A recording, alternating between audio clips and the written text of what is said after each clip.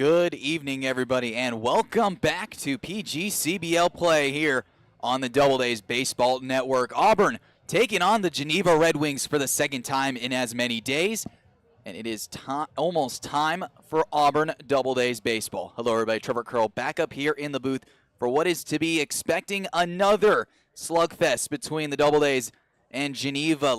Last time's ball game back on Thursday night was the first time Geneva pitching staff has held the Doubledays to less than 10 runs in Game 1 of the summer. The Doubledays beat the Red Wings 14-2, and then in Game 2 between these two ball clubs, the Doubledays won 16-0, and then on Thursday night, the Doubledays were able to be once again victorious, winning 4-0.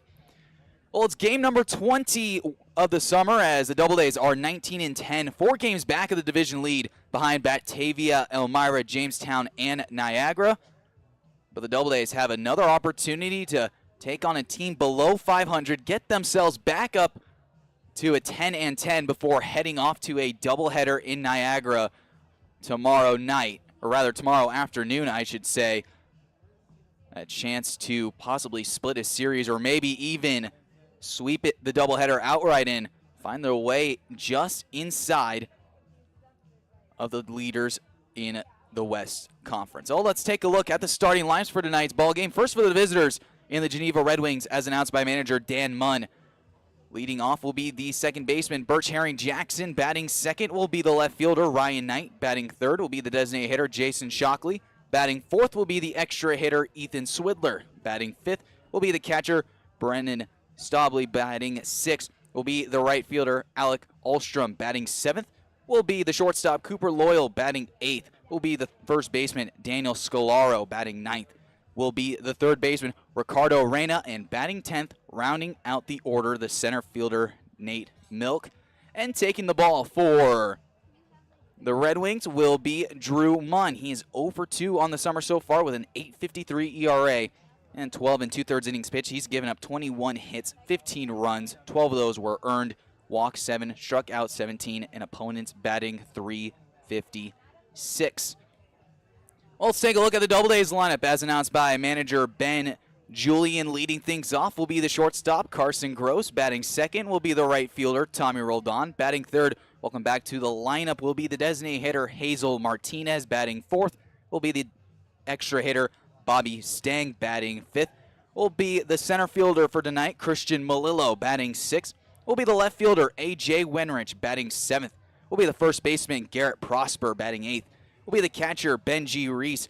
Batting ninth will be the second baseman, Riley Brody. And batting 10th, rounding out the order, will be the third baseman, Michael Woolley. And on the mound for the Doubledays, it's the local hero, Cooper Polkovich.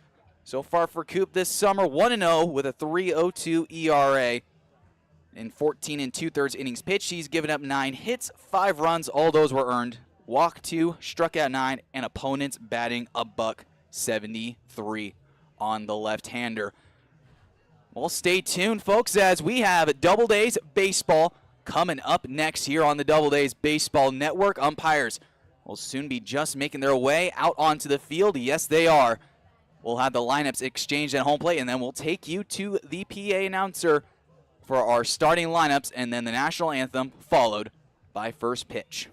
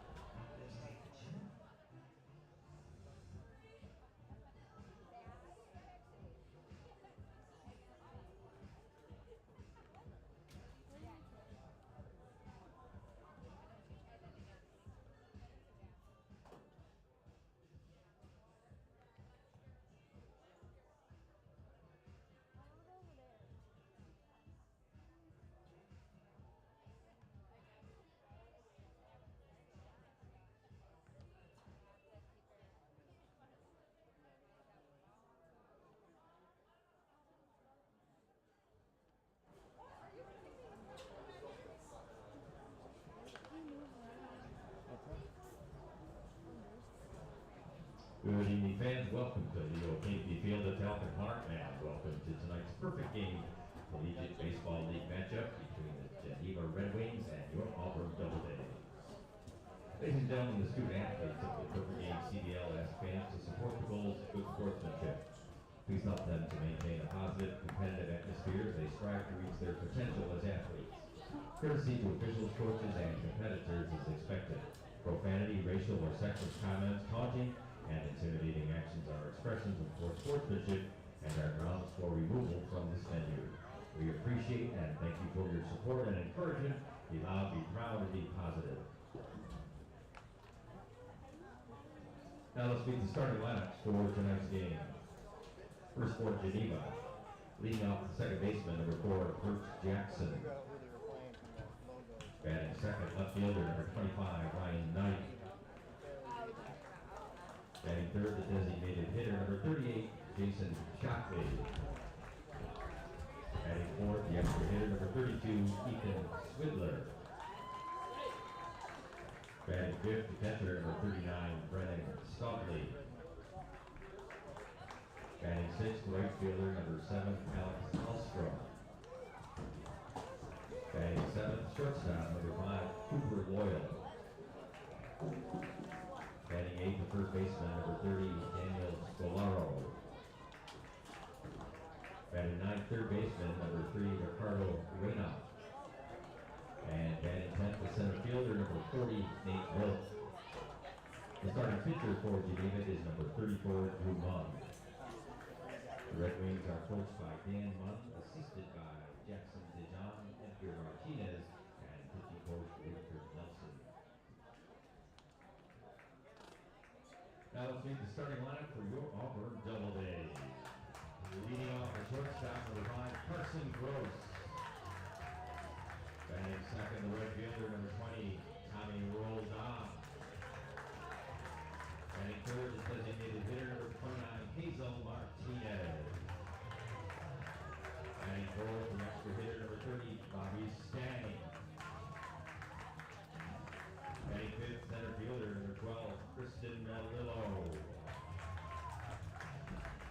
Batting sixth, the left fielder, number 3, A.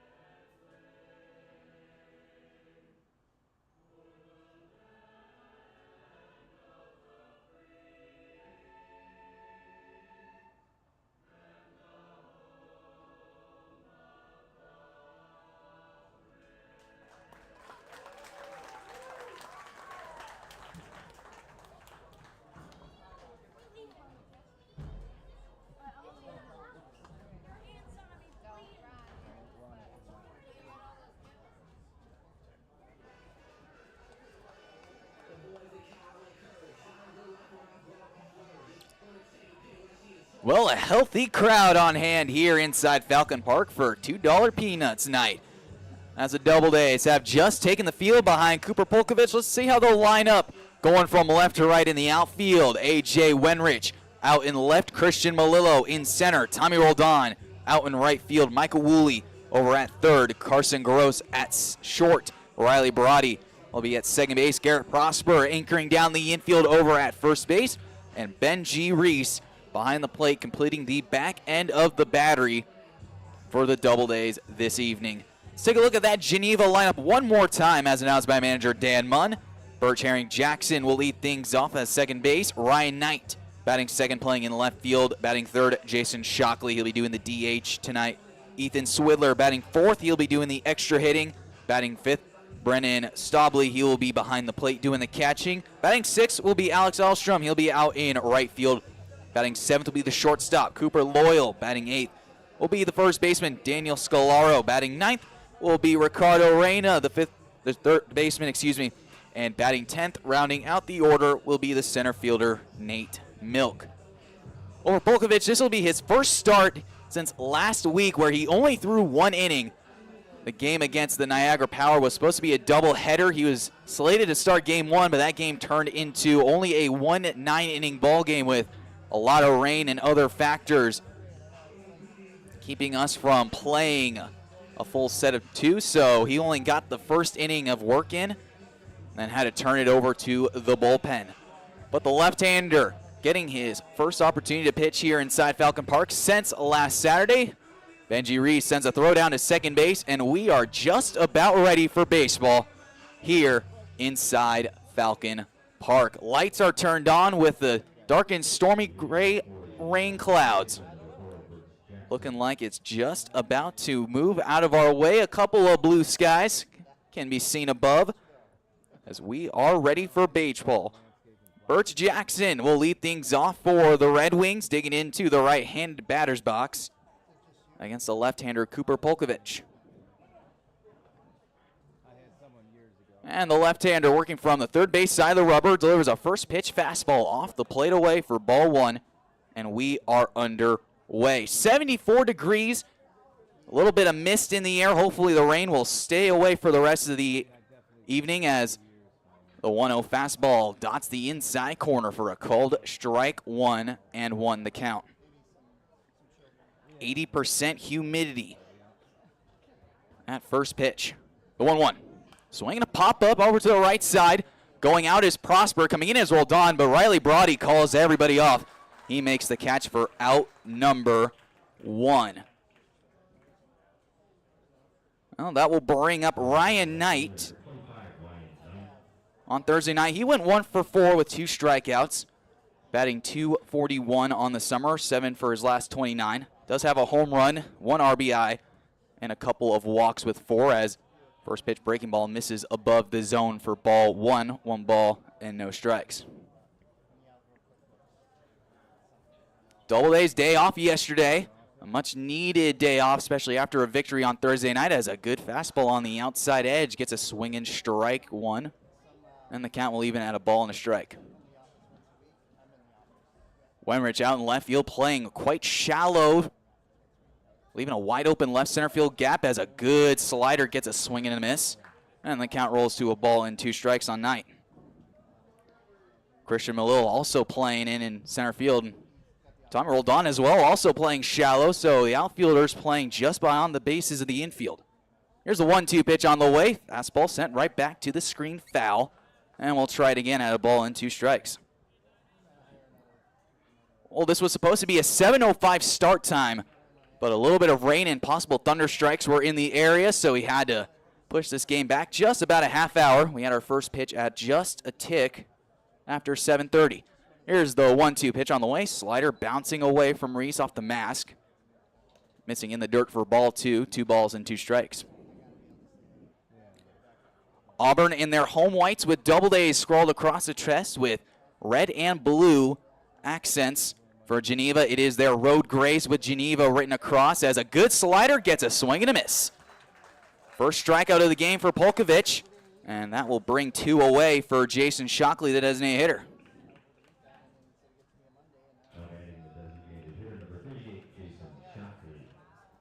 Well, the Doubledays found themselves victorious on Thursday night versus these same Red Wings, winning 4-0.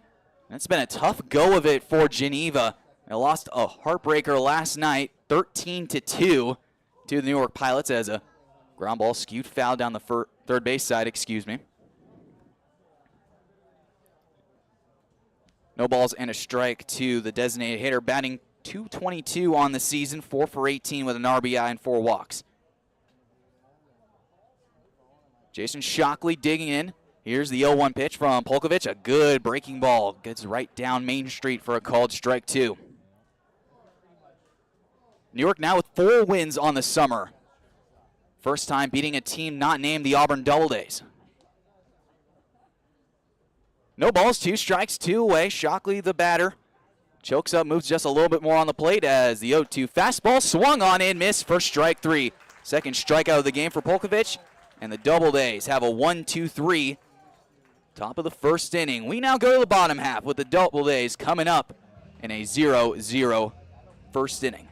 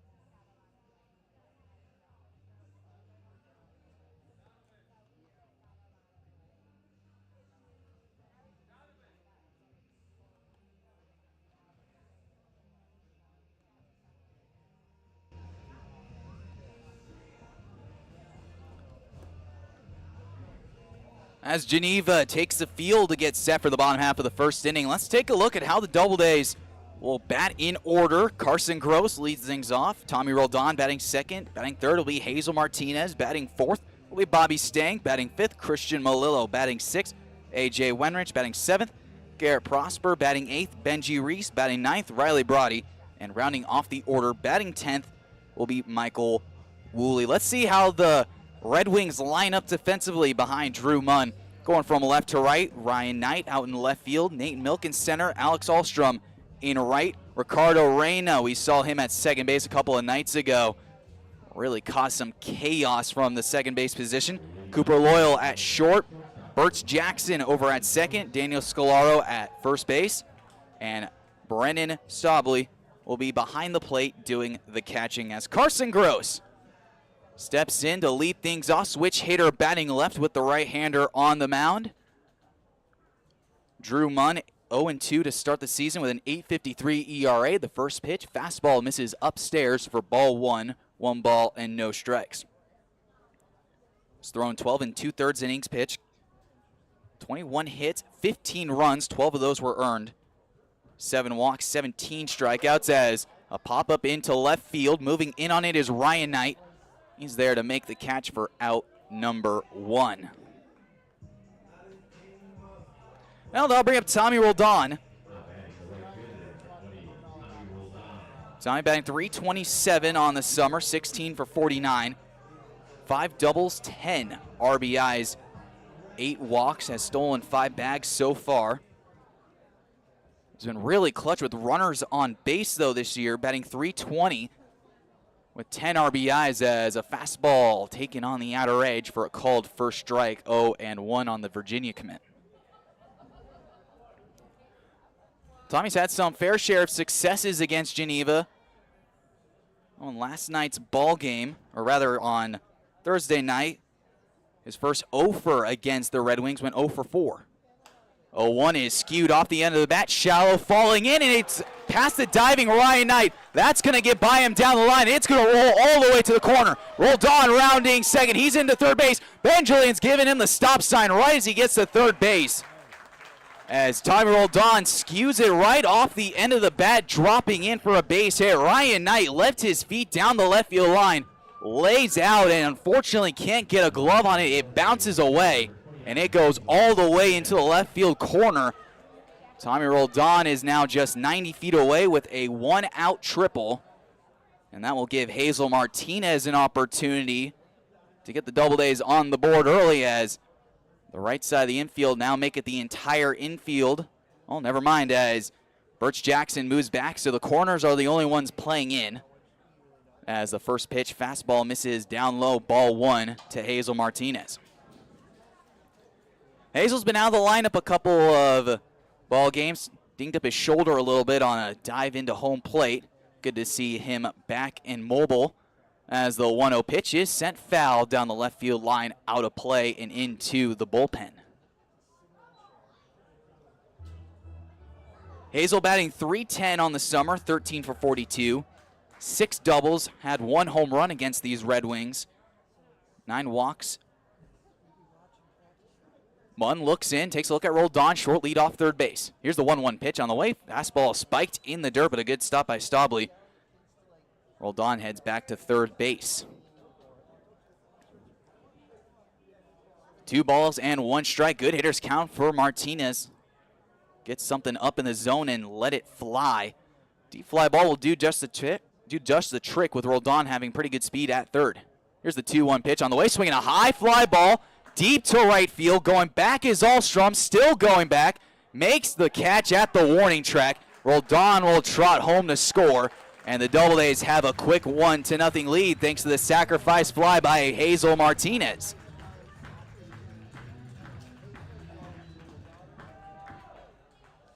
So Tommy Roldan scores from third base. And Auburn has their first lead of the ball game, as here comes Bobby Stang. Oh, Bobby had an absolute towering blast of a home run, as the first pitch he sees is fouled right back to the screen, 0-1. Leading off the bottom half of the 7th inning, Bobby went down 0-2, and what I thought was a slider turned out to be a center cut fastball, and he was all over it. He said it was one of the best feelings he's had off the barrel of the bat so far. Here's the 0-1 pitch, a little slider sent foul down the third base side.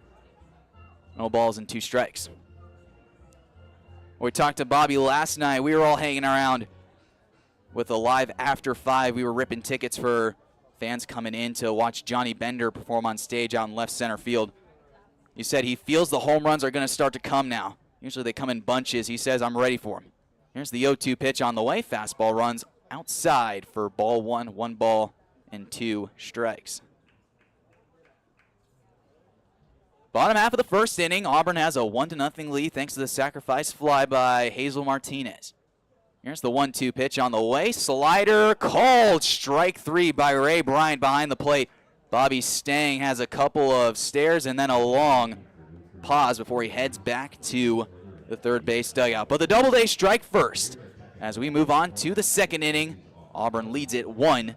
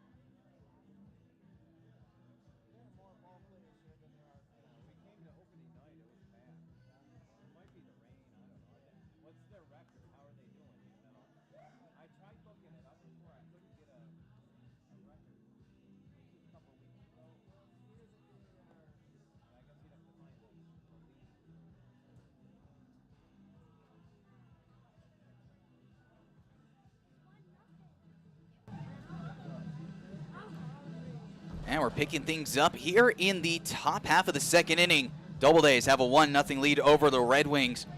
Entering into game number 20 this summer, the Doubledays 9-10, the Red Wings 4-12. Auburn only 4 games back of the divisional lead.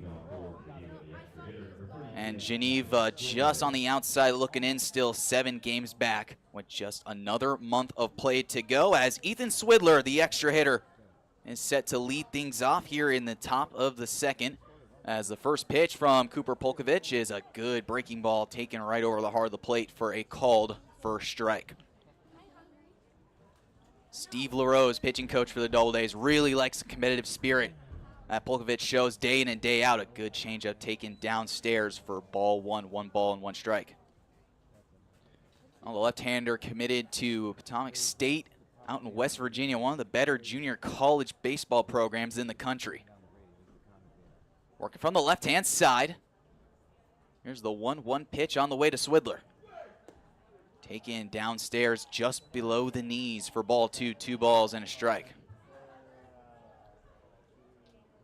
Very hot and humid day. Had the rain about an hour to 2 hours prior to first pitch, so all that humidity is still up in the atmosphere. There's a high pop-up down the first baseline, moving towards right. Tommy Roldan's going to give it a look towards the retaining wall and just can't make the catch, as the ball looks like it just sliced off the tip of his glove. He was trying to make a catch down the line, crashing into the wall.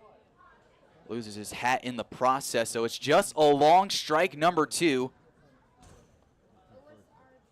Swidler 8 for 23, good for a .348 average. 2 doubles, a home run, 5 runs batted in, has walked 4 times. This Red Wings team struggling offensively as a ball club, batting .177, has a good breaking ball sent in the air out to left field. A.J. Wenrich gives a look, and that ball sneaks over the left field wall for a solo home run. Swidler's second of the season, RBI number 6. And a hanging breaking ball gets deposited off to the batting cages down the left field line. And we are all tied up at 1 here in the top half of the second inning. Well, Swidler was a little late on the fastball, poking it down the right field line. Roldan was so close to getting his left-hander his first out of the inning. And then it's a very next hanging breaking ball that just gets absolutely popped, as the first pitch swinging is sent foul by Brennan Stabley. Well, that is the 3rd home run we've seen hit out to left field, and well, today's going to be the type of day the wind is heading that way. Still looking for our first out of the inning, as a ground ball sent to the left side, as Carson Gross on the run sends a throw to first base. He retires Stabley for out number 1. Now I'll bring up Alex Elstrom. Not a ton to look for on this guy so far. Only his 3rd game with Geneva. He's 0 for 3 so far this summer. So we just don't have enough information on Elstrom, as the first pitch is blocked in the dirt for ball 1. First home run surrendered by Polkovich so far this summer as a Doubleday. Here's the 1-0 pitch. Fastball runs up and away, arm side. 2 balls and no strikes. Cooper works around the mound, giving a rub of the baseball before he gets back on the rubber, looks into Reese. He comes set the ear. Here's the 2-0. That fastball is taken on the inside edge for a called strike, 2-1. Well, with Steve LaRose and talking about Polkovich, it's every single pitch is thrown with intent. It's a very competitive personality, as a 2-1 fastball runs up above the zone for ball 3, 3-1. He said there's been plenty of growth so far in his young prodigy. He's been working with Cooper a lot, especially since coming on to the coaching staff. 3 balls, 1 strike to Alstrom. And on the ground foul down the 3rd baseline, Michael Woolley had it covered regardless. As we mentioned, the Doubledays will have a long stretch of ball games coming up. I'll start with a doubleheader tomorrow in Niagara, and then a couple of games out in Newark and Geneva. I'll be on the 3rd and the 4th. We will not be back here inside Falcon Park until the 5th of July, as a fastball runs off the plate away for ball 4. So the first walk surrendered by Polkovich so far in this one. Does have 2 strikeouts in the ball game, and now a runner at first with 1 away. That will bring up the shortstop in Cooper Loyal. Again, limited action for Loyal. 3 for 7. Does have a double and an RBI. 13 strikeouts, however, as a first pitch swing and a miss.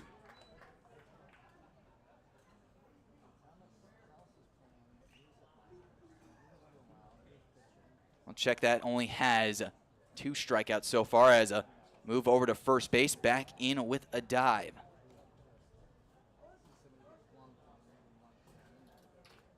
Ahlstrom, no stolen bags on the year at first base, but he's been working a lead like he might take off at any moment. Really big lead with Prosper holding him on. Long pause. And a move back to first base and in again with a dive. Safe is the call by field umpire Sean Gertridge. We've seen both these 2 umpires before here inside Falcon Park. First time they have been working together. Short leader now. Here's the 0-1. Swinging a foul right back to the screen. No balls and 2 strikes on Cooper Loyal.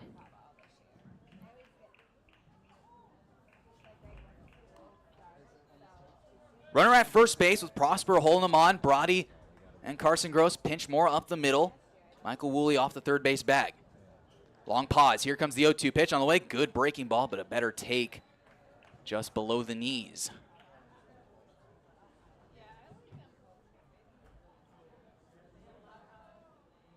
Left-hander, a couple of shakes of the head before getting himself back on the rubber. Ahlstrom works a little bit bigger lead as another throw over, just flipped over to Prosper. Back in again, safe. Doubledays pitchers looking to continue to keep runners at bay. Only 25 stolen bases for Geneva as a ball club. Here's the 1-2 pitch. Fastball taken for a called strike on the outside corner. And that's strikeout number 3 of the ball game. Ray Bryan, our home plate umpire, forgot how many strikes there were. 2 away, and that will bring up Daniel Scolaro, the first baseman. Well, we've already had an umpire call strike 3 on a first pitch strike, and now we have an umpire who forgot how many strikes there were. So we're still working out the kinks in this one as a breaking ball gets a swing and a miss, 0-1 on Scolaro. There's been a couple of times so far this summer where we think we have the right count, but we were just a count off, and there's been times where the umpires have also may have gotten the count wrong, so it happens. Slide step from Polkovich as a good fastball runs above the hands for a swinging strike 2. Ahlstrom hasn't been dancing so much off the bag with 2 outs, trying to stay conservative, not get picked off to end an inning. The left-hander gets set on the mound. Reese wide off the outer edge. Here comes the 0-2 pitch. Fastball runs exactly where Reese wants it, up and away for ball 1, 1 ball and 2 strikes. Tie game 1-1 here as we're in the top half of the 2nd inning. Polkovich, he looks in, gets his sign from Reese, takes a look over at Ahlstrom off the bag at first base. Couple of looks there. Here's the 1-2 pitch on the way. Fastball runs up and away again for ball 2, 2 balls and 2 strikes.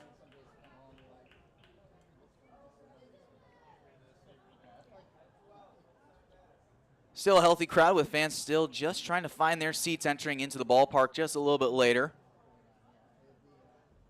Later game time changed from 7 o'clock to 7:30. Here's the 2-2 pitch on the way. In the dirt, taken for ball 3. A tough take on a good off-speed pitch. Now with a full count, Ahlstrom might get a head start at first base. Has to wait for Polkovich to make a move to the plate, though. Which, if the left-hander has a crafty move, he might just send a little 45-degree over to first base, see if they can get it out easily. There goes the runner. The pitch is swung on and foul tipped right off the end of the bat. As Daniel Scolaro was just able to get a piece of a pretty good breaking ball that was trying to sneak backdoor. Wind still slightly blowing out to left center field. Just a hot and humid day, as we mentioned earlier. Polkovich ready. Here's the 3-2 pitch on the way. Fastball runs above the eyes for ball 4. Second walk of the ball game. puts runners at first and second with 2 away, and that will bring up the third baseman, Ricardo Arena. Arena was an absolute menace at second base back on Thursday night. He made a couple of beautiful diving plays, taking hits away from Jake Houts and Tommy Roldan. First pitch, good off speed, gets a swinging strike, 0-1.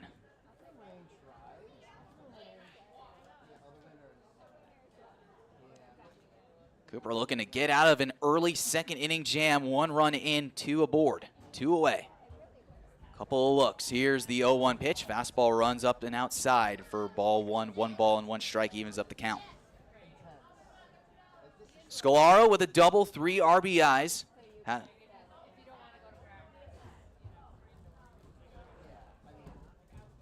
Polkovich looks in. Couple of shakes as Reese sets up low and outside. Couple of looks at second.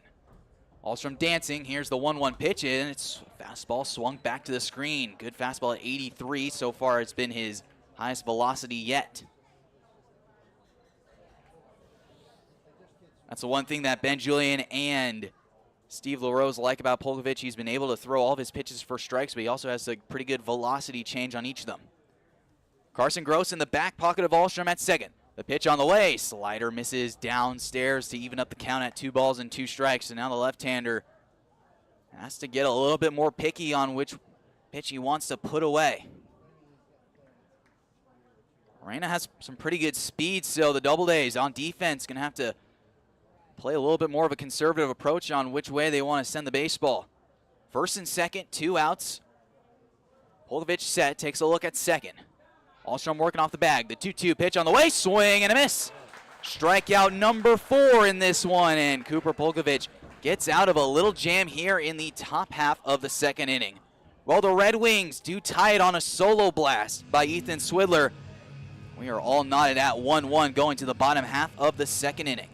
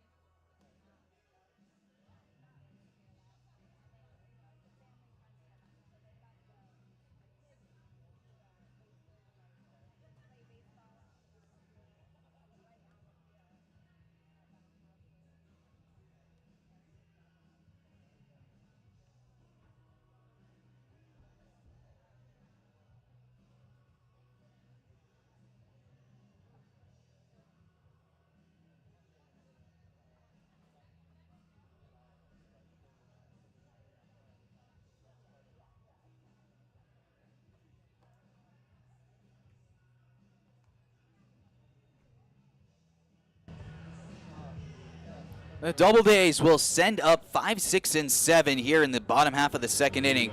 Christian Malillo, A.J. Wenrich, and Garrett Prosper, the 3 batters. As the switch hitting Malillo makes his way into the the left-hand batter's box. Switch hitter batting against the right-hander Drew Munn. Doubledays got their first run in the bottom half of the first inning on a Hazel Martinez sacrifice fly after Tommy Roldan had his first triple of the summer as a first pitch slider misses downstairs and low for ball 1. 1 ball, no strikes for player of the week, Christian Malillo. Sees a fastball below the zone for ball 2, 2 balls and no strikes. Christian getting his first start of the summer out in center field. And we've asked him if he has played center field in college yet. He said no, pretty much mostly on the corners. But in high school, I did start in center field as a foul tip on a very violent 2-0 hack. Comes up with only a foul tip. Malillo batting .357, 15 for 42. Only 1 double, 2 triples, 2 home runs, 14 RBIs, And a team-leading 6 stolen bases as Melillo leans on one, sends it high in the air, deep down the right field line. Alex Olstrom giving a chase, and that ball's going to bang off the turf and halfway up the ball. Melillo wants 3. He's rounding second with a head full of steam. The throw goes into third base, in with a slide. Christian Melillo tees off his 3rd triple of the summer. Glides right into third base, and the Doubledays have their 2nd hit of the ball game, 2nd triple of the ball game. The last time they hit 2 in one.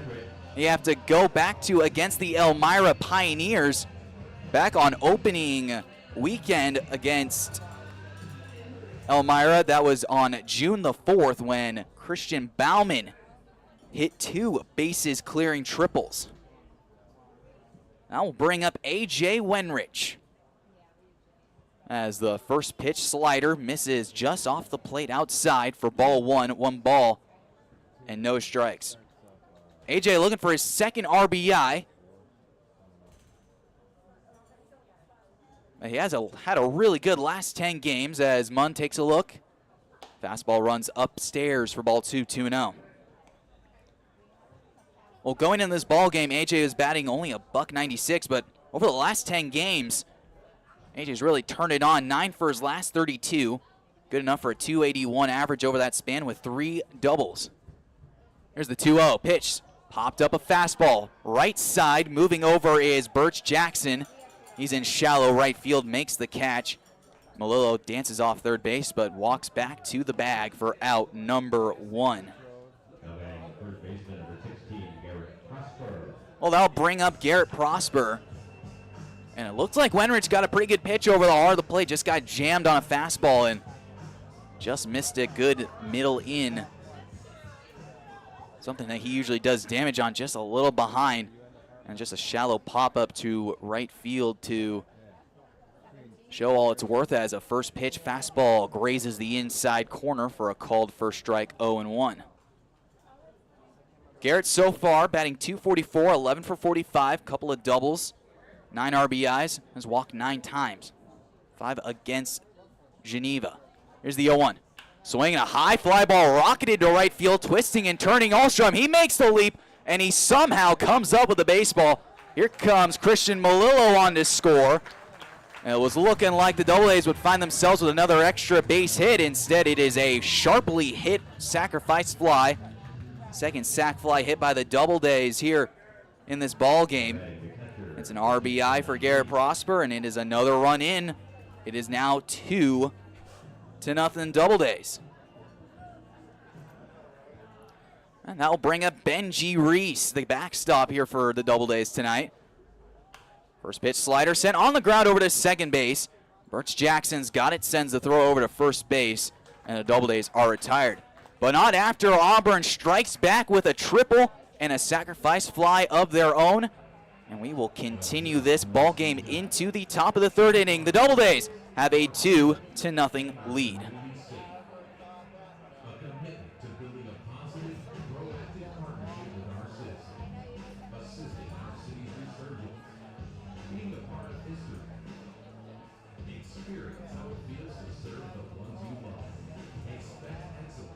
Join our team today.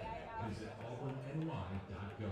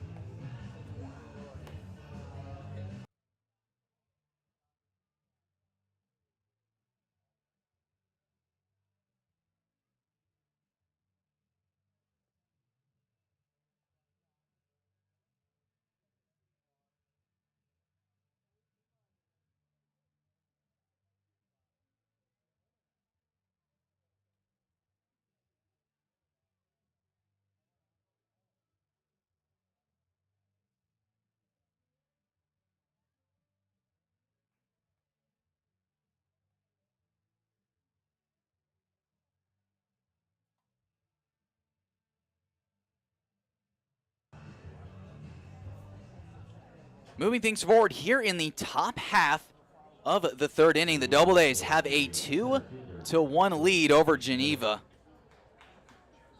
as it will be 10-1-2 Nate Milk to lead things off before the top of the order comes back as a first pitch squared around bunt, misses down low and in the dirt for ball one. 1 ball and no strikes. Doubledays back-to-back runs so far, as a foul ball right off the screen of a fastball off the end of the bat as Ray Bryant goes and chases down the baseball and sends the toss back to the Doubledays dugout to get a towel on it, with the turf still relatively wet from all the rain that's come through over the last hour or so. Here's the 1-1 pitch as breaking ball misses outside for ball 2, 2 balls and 1 strike. A solo home run in the the top half of the second inning is the only run so far for Geneva. As a line drive, good pick over at third base by Michael Woolley. Throw down to first base and it's in time. So Michael Woolley gets a nice little cherry hop short pick at third base, sends a throw across the diamond. Takes care of Nate Milk, and there's 1 away here in the top of the third inning as Birch Herring Jackson 0 for 1 in this one, a pop out to second, his first time up. So second time through the order for the Red Wings as a fastball runs up and away for ball 1, 1 ball and no strikes. Last night's ball game, Jake Danny Luck, another left-hander for Auburn, took the ball through 6 strong innings, gave up 1 hit, 1 walk, 1 hit by pitch, and 7 strikeouts. As a fastball misses outside for ball 2, 2 balls and no strikes. Polkovich has not been getting ahead of hitters so far in tonight's ballgame. Had to work from a lot of 2-0 counts so far as the fastball catches the outer edge for a called strike at 2-1. As long as you're able to still develop weak contact, you can still get behind batters, but you just have to be a little more cautious as a line drive hit right to shortstop Carson Gross. Only has to move a couple of steps to his left to make the routine grab, and there's 2 away now after the line out. That will bring up Ryan Knight, strikeout victim, his first time up, 0 for 1. As a little bit of mist has started to come down onto the field here inside Falcon Park, as a breaking ball spoiled right back up the middle, hit hard for a base hit. Making a big turn around first base, Knight. And the ball gets thrown right into Carson Gross at second base. So it is a 2-out single. Keeps the inning alive for Jason Shockley, the designated hitter. Ryan Knight's second hit against the Doubledays in as many days. Short lead off first base. Polkovich delivers the first pitch. Runs up and inside for ball 1, 1 ball and no strikes. Well, it's another hitter that starts his count 1-0. But Cooper's been able to still battle back quite well. Still hitting his corners east and west. Couple of looks. Long pause. Here's the 1-0 pitch. Is a pop-up to first base. Garrett Prosper in foul territory makes the catch. And just like that, Cooper Polkovich is able to escape another runner aboard. And he sets down Geneva with relative ease as we now go to the bottom half of the third inning. The Doubledays lead it 1-0. Excuse me, they lead it 2-1.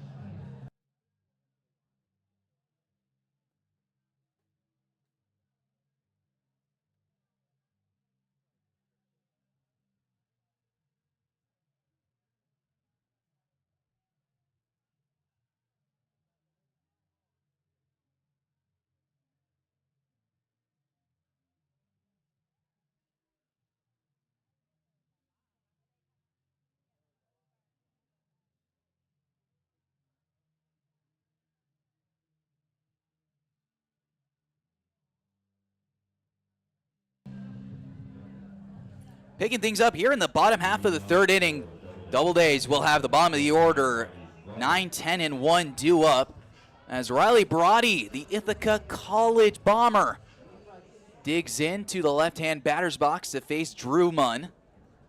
As the first pitch from the right-hander is a fastball that dots the outside corner for a called first strike, 0-1. Riley had himself a day to remember on Thursday night, went 3 for 3, including a triple. A couple of runs batted in as well as no one pitch is laced into right center field. That's going to take a skip off the turf, and he'll get cut off by Nate Milk. Brody slams on the brakes and retreats back to first base. But the Doubledays have a leadoff man on to begin the bottom half of the third inning, and that will bring up the third baseman, Michael Woolley. Well, Munn sneaks a first pitch fastball past Brody on the outside corner, but tries to sneak a fastball inside. Brody was all over that one. Just lines a beautiful single into right center field. Just did not have enough skip off that turf to get to the wall. As the first pitch in the dirt gets away from the catcher, Sobley. He doesn't know where the baseball is. Gliding into second base on the wild pitch. Riley Brody moves up into scoring position here with still nobody out. So 1 ball, no strikes to the Doubledays third baseman. Well, for Woolley, this is an opportunity to strike here. Get a couple more RBIs on the board. Two doubles with 3 RBIs so far this summer as a first pitch, the 1-0 misses outside for ball 2, 2 balls, and no strikes to count. Brody with a healthy lead off second base, slowly working out. Birch Jackson, the second baseman, playing a little more inning creeping. Brody staying put out. Here's the 2-0. Fastball runs on the outside edge for a called strike 2-1. Well, a simple ground ball to the right side would work just fine in this instance. Try to get that man to third base and let the top of the order do its damage. Woolley has certainly been quite the more savvier guy in the box as he sends a high pop-up on the infield. Birch Jackson will range in and make the catch for out number 1. And the top of the order will come up with Carson Gross. Carson 0 for 1 in this one. Flew out to left field his first time up. Entering into this ball game as the leadoff man. Carson's 4 for 13. That's good for a 308. Couple of walks with 3. 5 stolen bases, 1 off the leader in Christian Malillo. Has to be one of the more savvier base runners as well on this Doubledays lineup as first pitch swinging, sent foul right to the netting above home plate and right over the fans sitting in the field level boxes. Carson out of Folsom, California, just a quick 20 or so minute drive eastward towards Sacramento. Brody working off the bag at second with Cooper Loyal in his back pocket. Here's the 0-1 pitch, slider in the dirt, but a good stop by Stobley. Keeps Brody aboard at second base.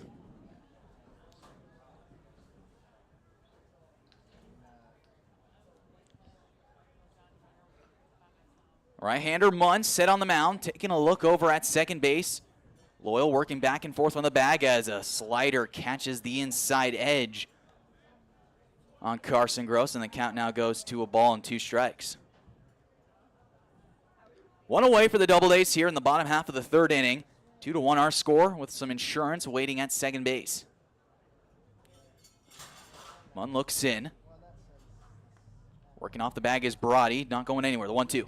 Busted back, ground ball up the middle. Jackson's got it, high throw, but it's just in time to beat the hustling Gross to first base. 2 away, Brody moves up to third, and that will bring up Tommy Roldan. Tommy Roldan didn't hit the hardest baseball for his triple back in the first inning. Capped a fastball low and outside, golfed it into shallow left field with Ryan Knight trying to make a diving catch and couldn't even knock down the baseball, and it rolled all the way to the wall. Tommy ended up at third base with a triple. 2 away with a runner at third. First pitch, good slider, back foot, and a little sword from Roldan. He comes up empty 0-1. Well, runners in scoring position in 2 outs. The Doubledays are 2 for 88, good for a 239 average. Have scored 29 runs, and they have definitely improved in that category.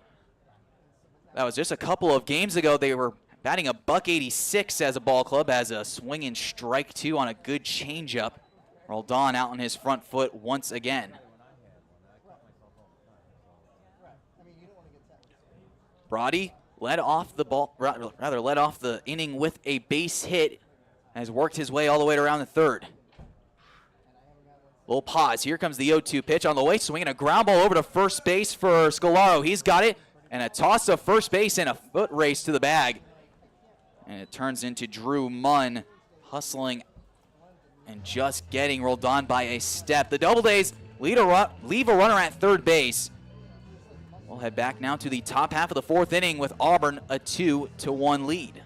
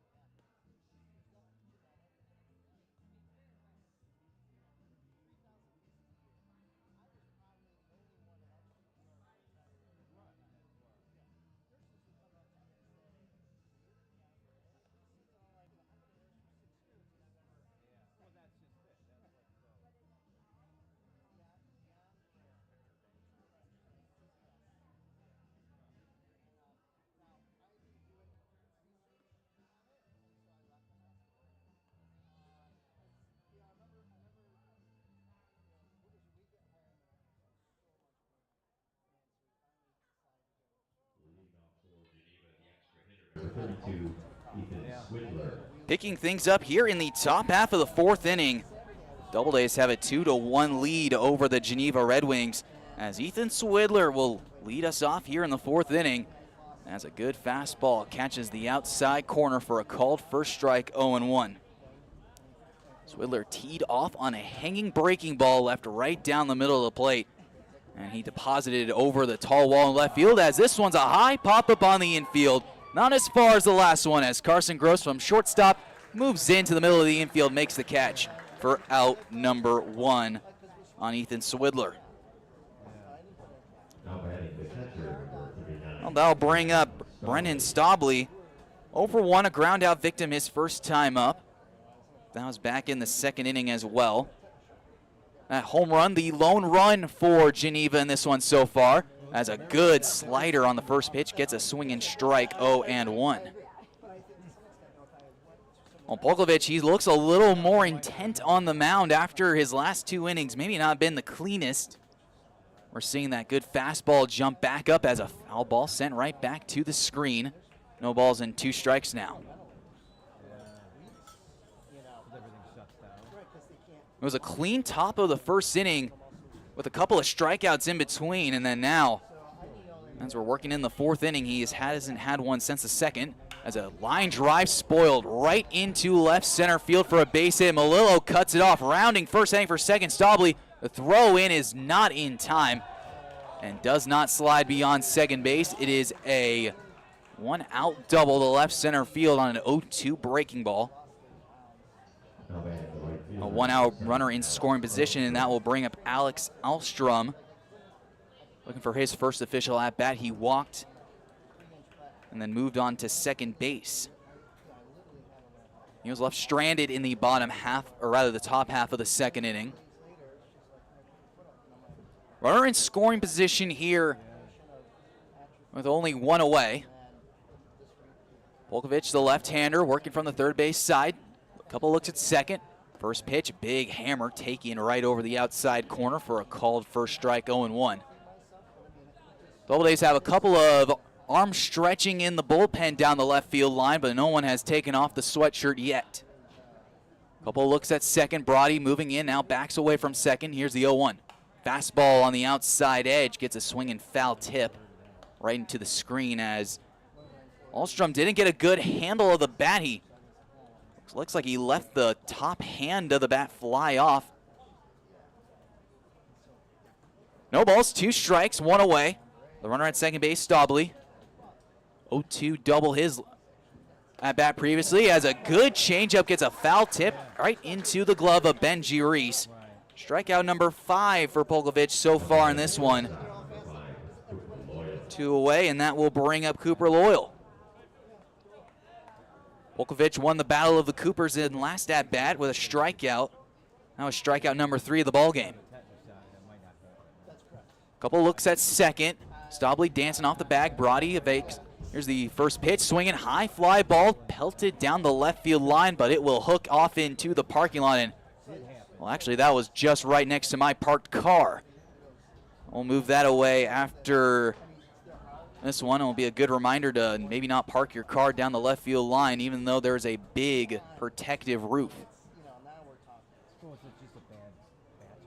No balls and a strike, 2 away. Stauble still at second with his 1-out double. Working off the bag, staying relatively close as a 1 fastball runs outside and into the other's batter's box for ball 1, 1 ball and 1 strike. Swidler got the inning started with a pop out. Stauble aboard at second with his double. Alex Ahlstrom struck out his last at bat. Those are your 2 outs here in the top half of the 4th as well, changeup misses downstairs for ball 1. Excuse me, that makes that ball 2, 2 balls and a strike. Ray Bryant behind the plate calling balls and strikes. Doubleday's infield shifted to the pole side. Woolley, the third baseman, playing down the line and a little deep with Carson Gross holding on to the deep 6-hole. Couple looks from second. 2-1 pitch. Good changeup. Ooh, doesn't get the call. As it looked like it had the outside corner. It looked like Ray Bryant was tapping his chest saying that one was on me. 3 balls and a strike, 2 away. Good hitters count for Loyal. Has a double with 1 RBI on the summer.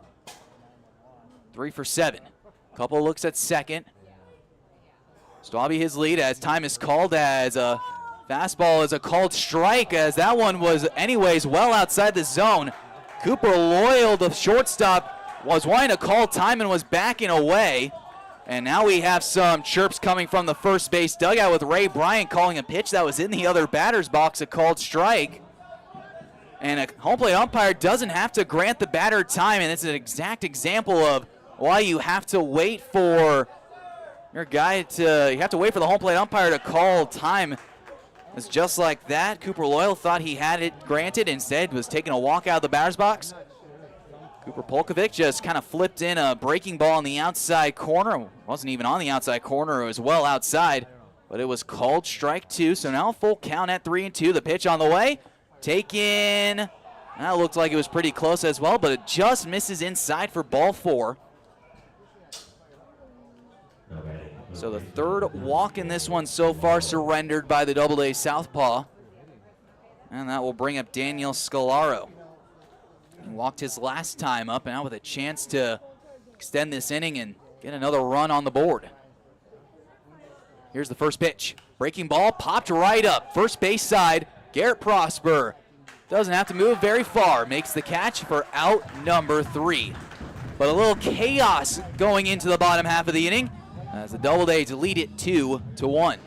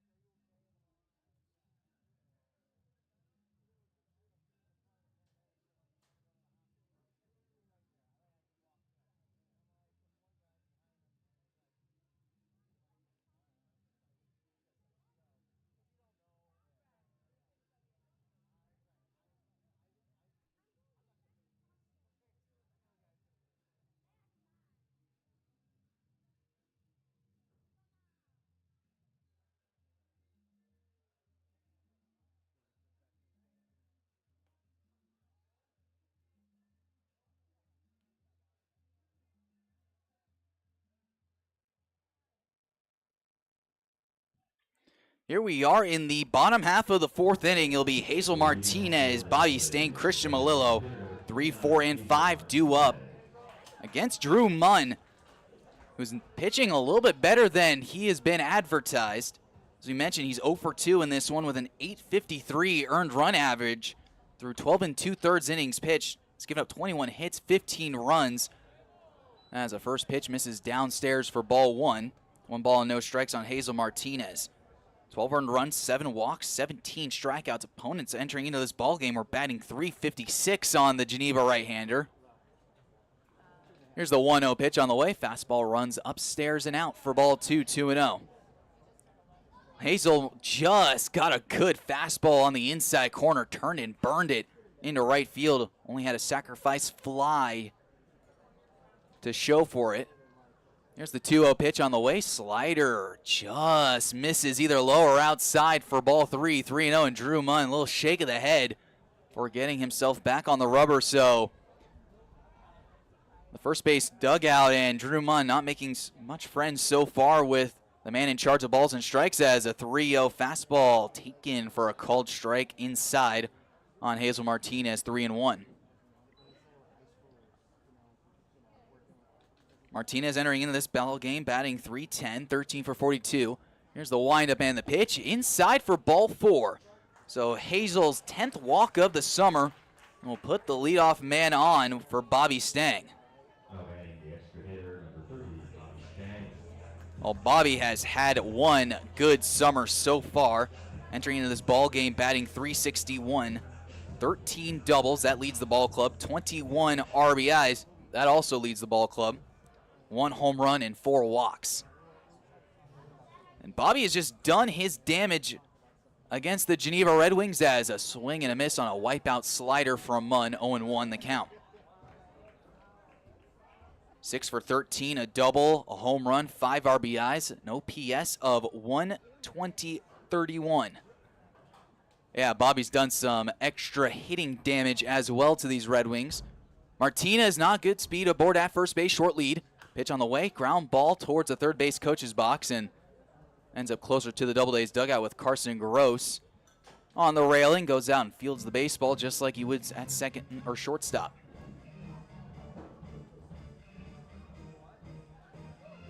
No balls and 2 strikes on the Doubledays cleanup man. Martinez, short lead aboard at first base. Long pause by Munn. The 0-2. Fastball runs outside for ball 1. 1 ball and 2 strikes. Well, Munn really raised the fastball a little bit harder. That was an 89-mile-an-hour fastball on the gun. A couple of stirring down in the Red Wings bullpen, but nobody has gone up to throw yet. Here comes the 1-2 pitch on the way. Breaking ball taken inside for ball 2. 2 balls and 2 strikes.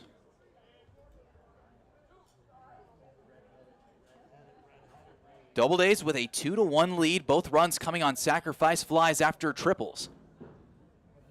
Outfield playing pretty much to the wall. Here's the 2-2 pitch on the way. Fastball runs outside for ball 3, 3-2.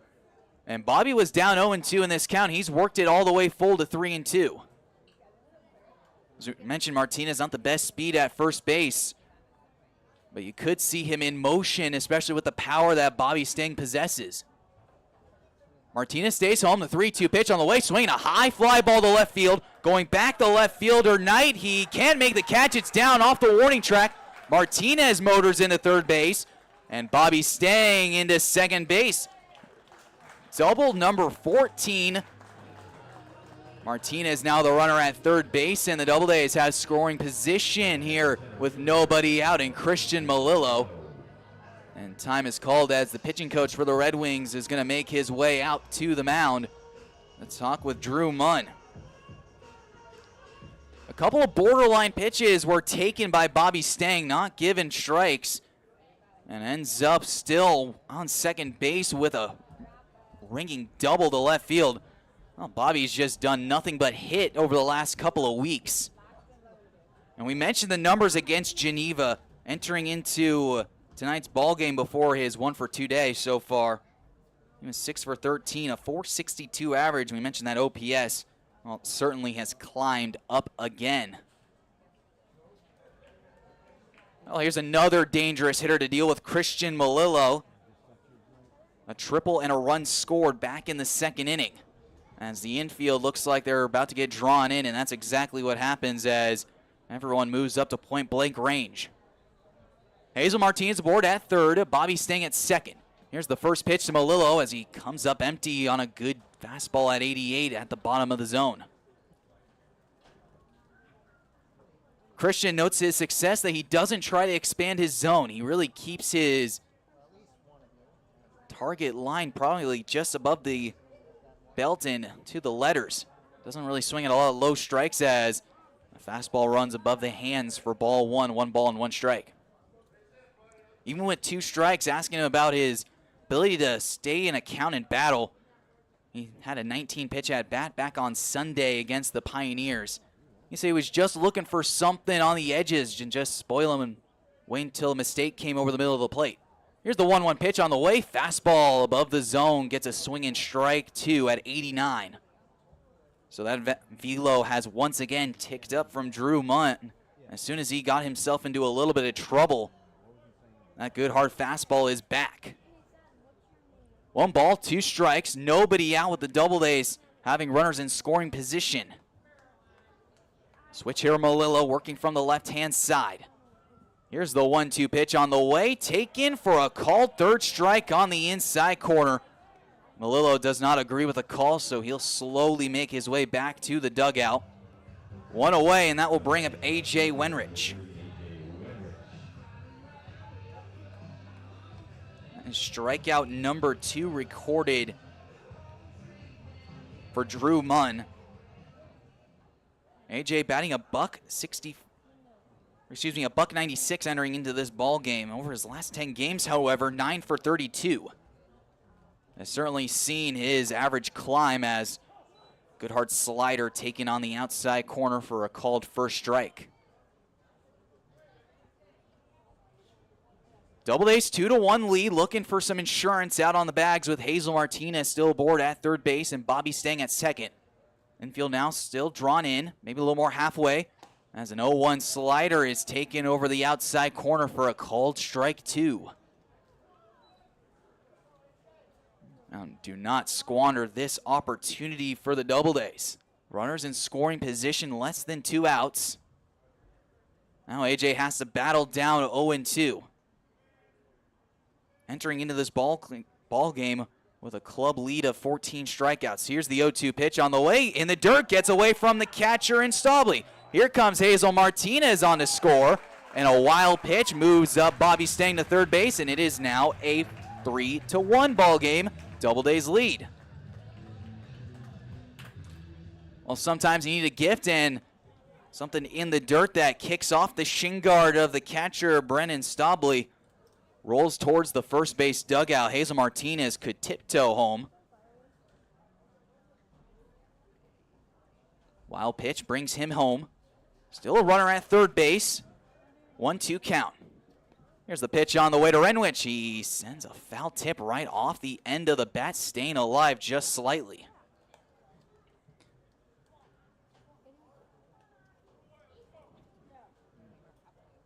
One ball, 2 strikes still. Doubledays were entering into this ball game hitting .264 with runners in scoring position. 51 for 193 with 91 RBIs.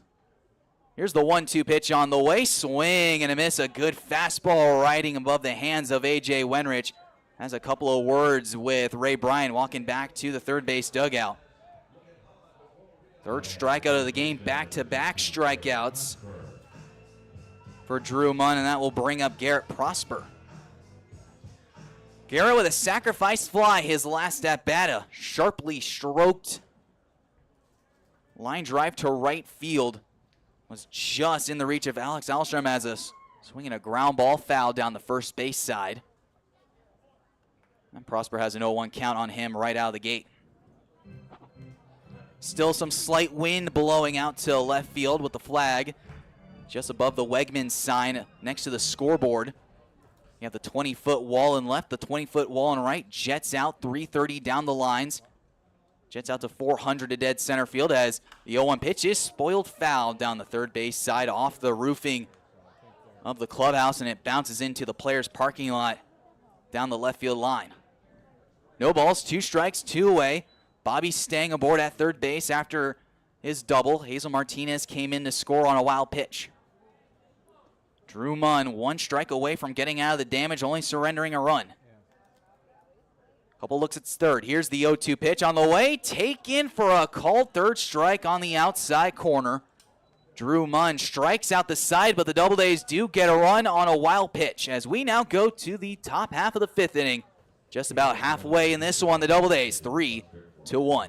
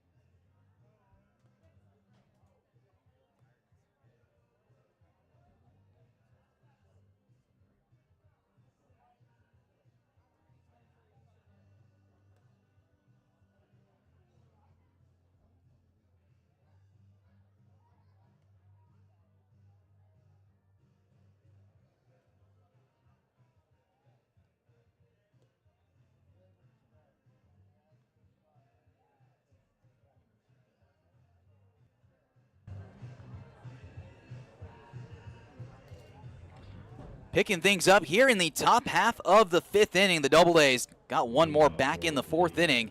It's now 3-1 over the Geneva Red Wings, as it will be at 9, 10, and 1 due up for the Red Wings here in the top of the 5th as a first pitch fastball misses outside, ball 1 to Ricardo Reyna. Reyna strikeout victim, his first time up, 0 for 1. Here's the 1-0 from Polkovich. Carbon copy of the last one, just misses up and away for ball 2, 2-0. And we have looks like we have a right-hander starting to get stretched and loose for the Doubledays as Teddy Nelson has taken off his sweatshirt as the 2-0 misses upstairs for ball 3, 3-0 now the count to the Red Wings third baseman. Polkovich needs a strike as fastball misses outside for ball 4, so a leadoff walk. Number 4 of the evening so far surrendered by the Doubledays left-hander. Leadoff man aboard, and here comes Steve LaRose out to the mound to talk with his young pitcher.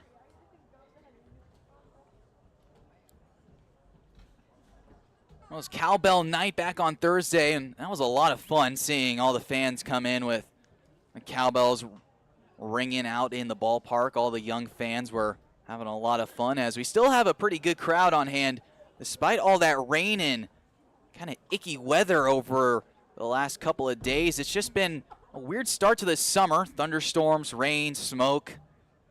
We had a little bit of smoke as well over the last week, but with all this rain and thunderstorms in the area, should be able to clear out, and hopefully everybody has a fun and happy 4th of July week.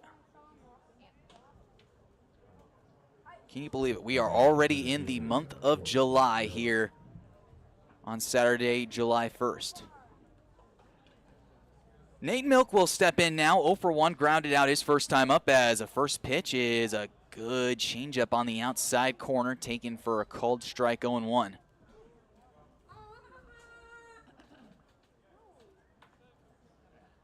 Left-hander comes set, looks in. Healthy lead by Reyna at first base. There he goes. The throw back to first base. Prosper has it now. Throws a second, and it's high and away from Riley Brody. As moving to go get the baseball is Carson Gross in the left field. A.J. Wenrich was on the play as a backup. But Ricardo Reyna was off at first movement. Polkovich gave a strong throw to first base. Prosper had to do a quick transfer, kind of like a middle infielder, but he just couldn't get a clean throw off to first base. So moving on to second on the stolen bag is Ricardo Reyna, first one of the summer. As now a runner in scoring position as a swinging strike, 0-2 now the count to Nate Milk. Milk, 2 RBIs so far on the summer, 5 walks. Batting a .167. Polkovich with a good look at second base. Reyna staying put. Here's the 0-2. Fastball sharply placed on the inside edge, but jackknifes Milk out of the way. 1 ball and 2 strikes. Polkovich looking for number 6. Short lead by Reyna off second. Brody covers just to make sure. Backs away. The 1-2. Popped up.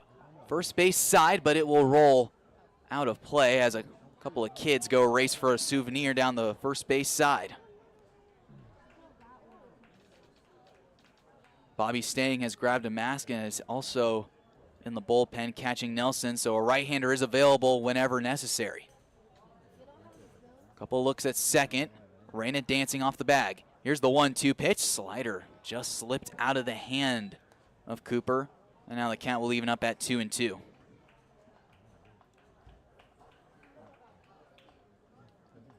Some family friends in attendance. The local kid had a great year for Auburn High School.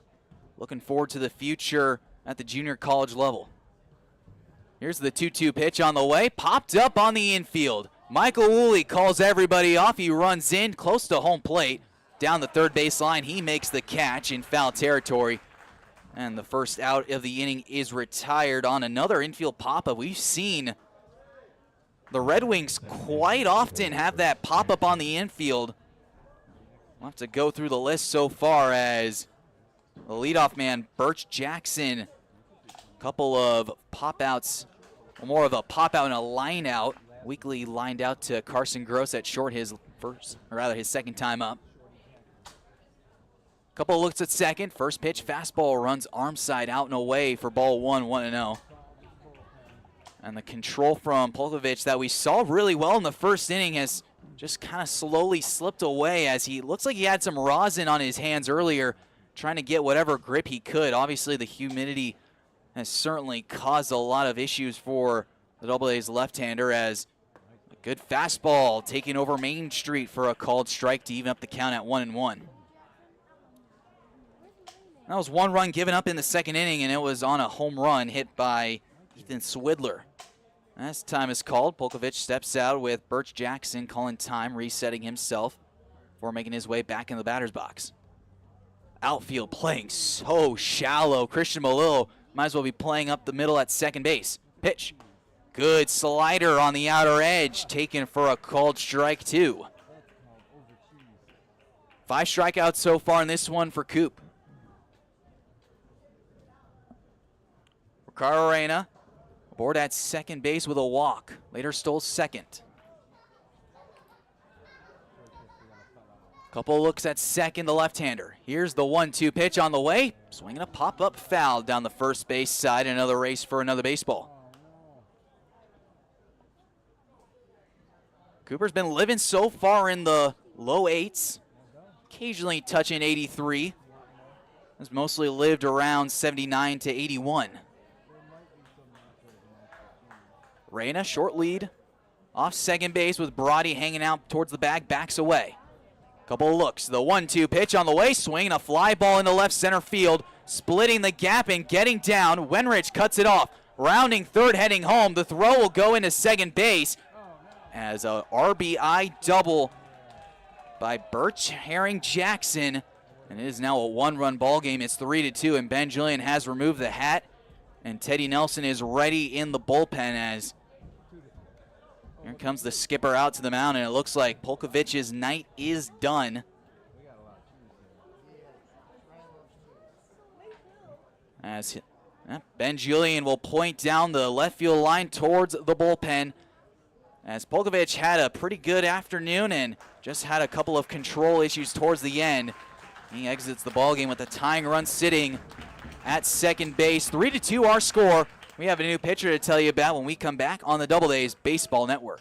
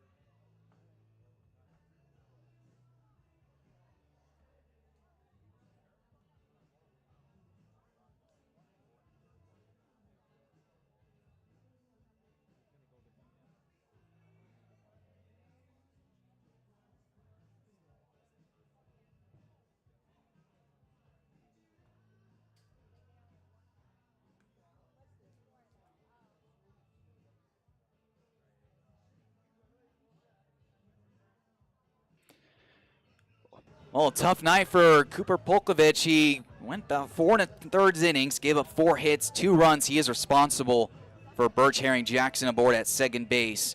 4 walks, 5 strikeouts. Hands the ball off to his bullpen. Teddy Nelson takes over. 0-0 on the year in 4 games, has a .491 ERA. He's given up 6 hits, 4 runs. They have all been earned. Control issues, walked 8, but has struck out 9, so more of effective control. As Nelson's first pitch is a good slider in the dirt, but a really good stop by Benji Reese to keep the ball within arm's reach. No balls and a strike to Ryan Knight. Knight a 1 for 2 Knight. Base hit back in the 3rd inning, but a strikeout back in the 1st. Short lead by Jackson at second as another slider in the dirt, but another good stop by Reese.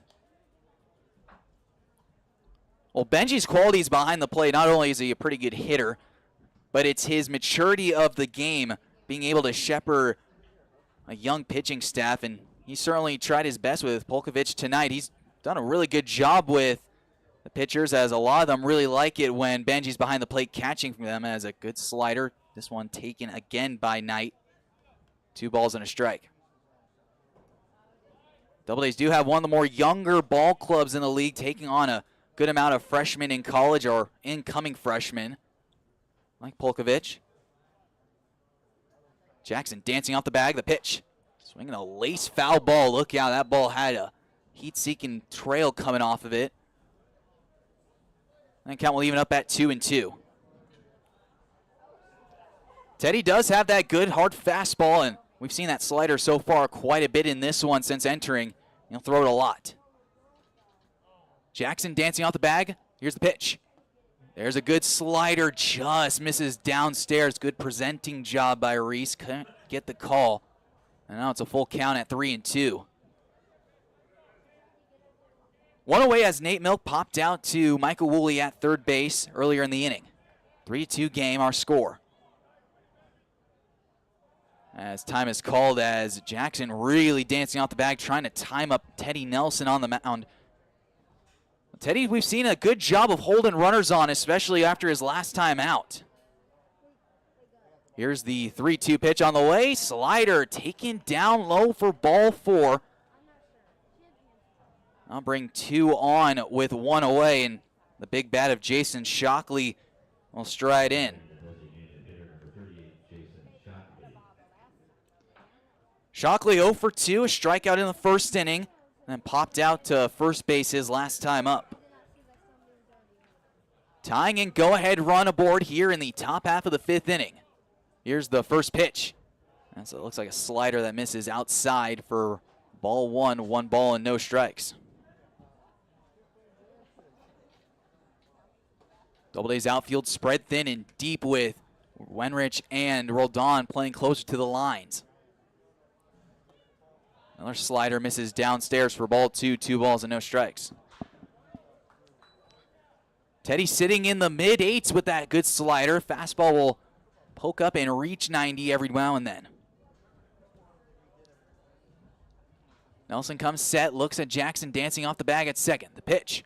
Slider misses outside for ball 3, 3-0. And we're seeing a couple of more Doubledays pitchers stretching and getting loose in the bullpen now. 3 balls, no strikes. Shockley batting .222 with 1 RBI so far this summer as a fastball runs right to the backstop for ball 4. And now the bases are loaded with still only 1 away. As that will bring up Ethan Swidler. Back-to-back walks for Nelson since entering on in relief for Cooper Polkovich. Well, this is a type of moment in a ball game that could certainly be the outlying cause. Bases are loaded, only 1 away. Tying run sits at third base. Go ahead sits at second as first pitch fastball runs off the inside corner at 88 for ball 1, 1 ball and no strikes. Swidler has done his damage so far with a home run. That was RBI number 6. Good arms in the outfield with Wenrich, Roldan, and Melillo. The 1-0. Fastball runs on the outside corner for a called strike. And that will even up the count at 1-1. Teddy all alone out there on the mound right now. His job is to get the Doubledays out of this jam. Hopefully a ground ball right to the middle infield. Here's the 1-1 pitch on the way. Good slider. Oh, just taken off the inside corner. A really good pitch. Just couldn't get the call. 2-1 now. It's been a pretty good strike zone tonight for Ray Bryant behind the plate. Here comes the 2-1 pitch on the way. Swinging a line drive down the right field line, but it slices foul at the last moment. And a little sigh of relief from the crowd here inside Falcon Park. Count will even up at 2-2. Well, a strikeout would work fine as well. As Teddy takes a second off the mound, wiping something could be possibly in his eye. He's back on the mound, ready to go on the rubber. Working from the first base side to the right-hander, Swidler. Looks into Reese. He gets his sign. He comes set. Benji sets up low and away. Here's the 2-2 pitch. Slider taken down low for ball 3, 3-2. And it's crunch time here in the top half of the 5th inning. Doubledays offense looking to get back rolling. Geneva looking to wipe away a tough loss last night, 13-2 against the Pilots. Here's the 3-2 pitch on the way. Fastball just misses off the outside corner for ball 4. So it's 3 straight walks for Geneva batters since Teddy Nelson has entered. As that run will go to Cooper Polkovich.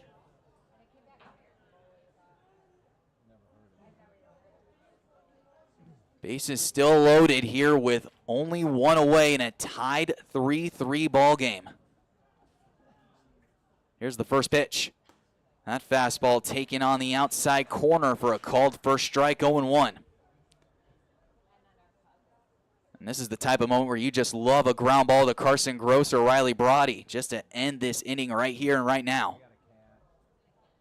Here comes the 0-1 pitch on the way. Fastball runs upstairs for ball 1 on Brennan Stobley, the catcher. Stobley with an 0 for 3 back on Thursday night. Nelson set from the belt. Here's the 1-1 pitch on the way. Good fastball taken for a called strike on the inside corner. Stobley drops the bat, maybe in a little shock, as it's now a 1-2 strike count. Stobley showing off some bright electric yellow batting gloves, cleats, and a oven mitt in his back pocket. Here's the 1-2 pitch on the way. Swinging a line drive into right field. That's down for a base hit. 1 runs in. They're going to throw the stop sign up as Roldan throws a dart into Garrett Prosper. And for the first time in the summer of 2023, the Geneva Red Wings have a lead on the Auburn Doubledays. It is 4-3 now here in the top half of the 5th inning. It's an RBI single as Birch Herring Jackson scored earlier.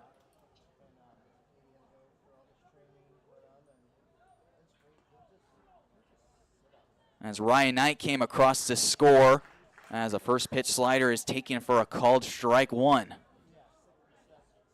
No balls and a strike to Alec Ahlstrom. 0 for 1 with a strikeout and a walk. Here's the 0-1.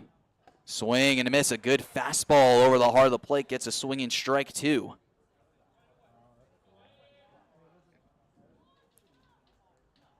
Three runs already in for Geneva here in the top of the 5th inning. Here's the 0-2. Fastball runs outside in the other batter's box, but a good stop by Benji Reese to keep it in front of him. Very humid night, as we mentioned at first pitch. It was at 80%. That number has slowly climbed up to an 83. Runners all around. They take their leads. The 0-2. Slider taken down low for ball 1. 1 ball and 2 strikes. Well, this Doubledays offense will have some work to do here in this one. Have not had many answers for Geneva's right-hander Drew Munn, who's been sitting in that dugout for a long time. As 1-2 fastball. That one almost hits the helmet of the right-hander Alex Ahlstrom. And the count will even up at 2-2.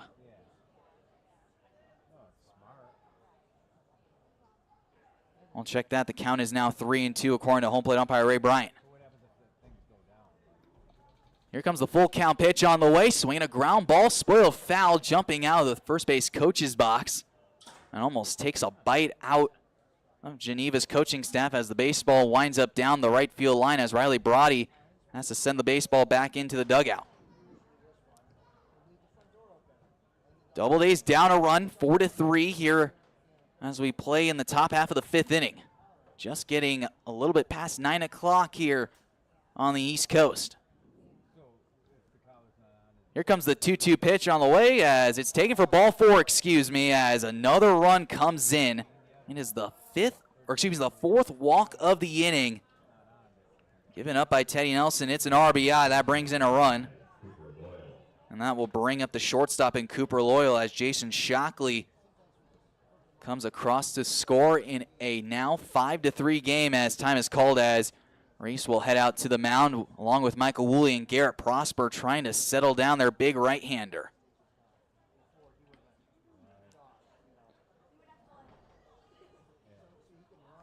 As another right-hander has started to get loose for the Doubledays, it looks like Andrew Isdale is up and throwing. Cooper Polkovich started this inning for the Doubledays. Gave up a walk, a pop-out, and an RBI double ended his night, and Teddy Nelson has entered since Ryan Knight batted, and it's been a walk, walk, walk, base hit, RBI, walk, RBI. Cooper Loyal 0 for 1 with a strikeout and a walk as a first pitch misses for ball 1, 1 ball and no strikes. As Nelson's still looking to find the control in the zone. Right-hander set at the belt. Here's the 1-0 pitch on the way. Swing and a miss. Good fastball at 86 on the outside corner. Gets a swinging strike 1. Loyal 1 lone RBI so far. And 3 for 7. Here's the 1-1. That hard fastball taken on the outside corner yet again at a ball and 2 strikes now. Doubledays will have some work to do on offense. They still need to find a way to get out of this inning and surrender nothing less. Here's the 1-1. Swing a comebacker right to the mound. Teddy Nelson will flip it to Reese covering the plate, so it is a ground out 1-2. So it keeps a run off the scoreboard with 2 away, and that will bring up Daniel Scalaro.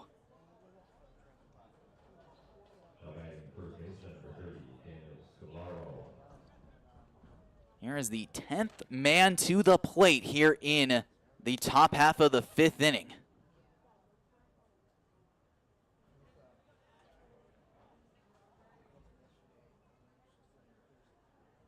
Long pause by Nelson. The first pitch, fastball off the wrist of Benji Reese. And coming in to score, it is now 6-3 in favor of the Red Wings as Ethan Swiller comes across to score.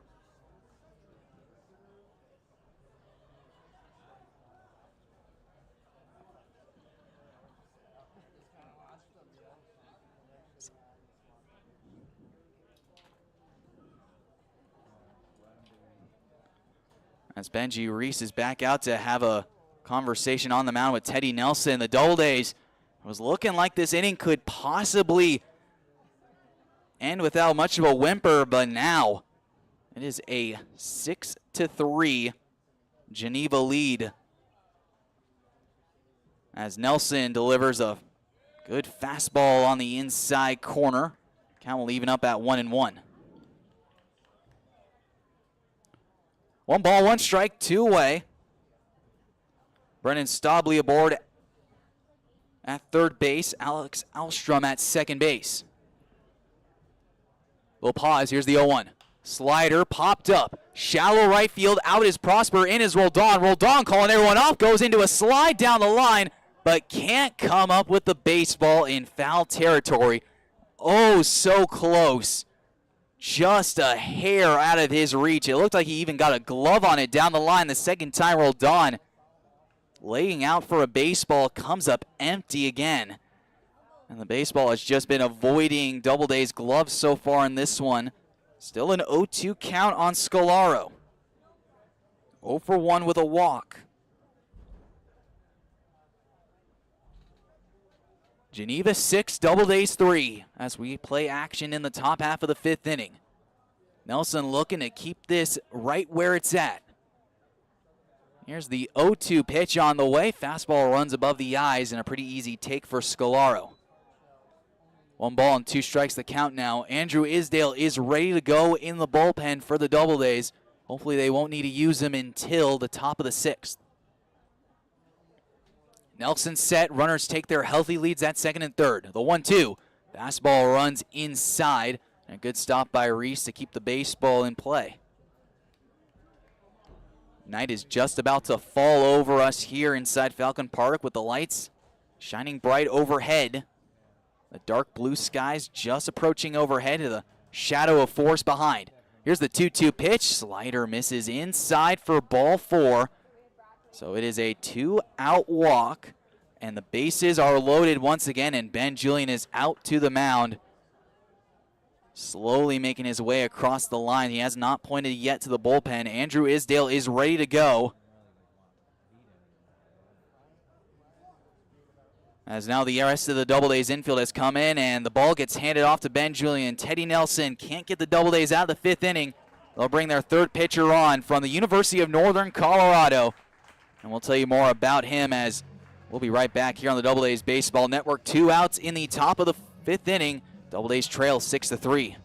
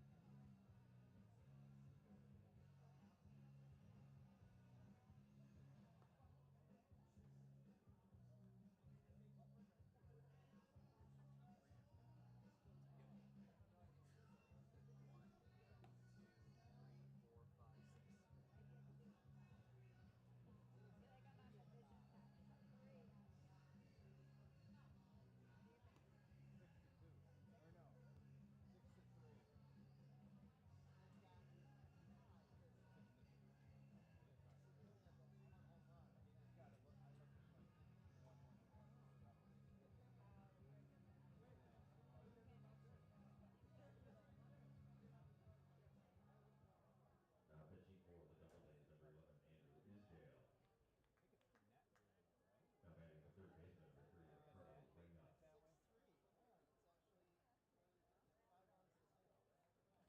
Andrew Isdale out to work for the Doubledays as he inherits a bases-loaded jam as he's greeted with a line drive down the left field line. This is getting down, and it is trouble. Into score is Stobley. Alstrom follows behind him. Here's the throw of the plate. Not going to happen as Carson Gross holds in his back pocket. It is a bases-clearing double by Ricardo Reyna as not only did the Red Wings bat around 3 more runs on the board, it is now a 9-3 lead for Geneva.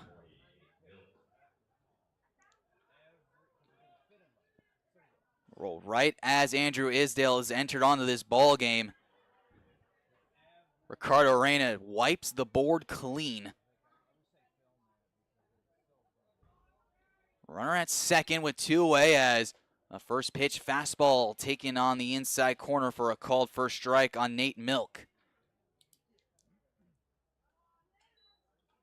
Things went from bad to worse this inning. 8 runs scored here in the 5th inning as Geneva has already batted around as a breaking ball misses outside for ball 1, 1 ball and 1 strike.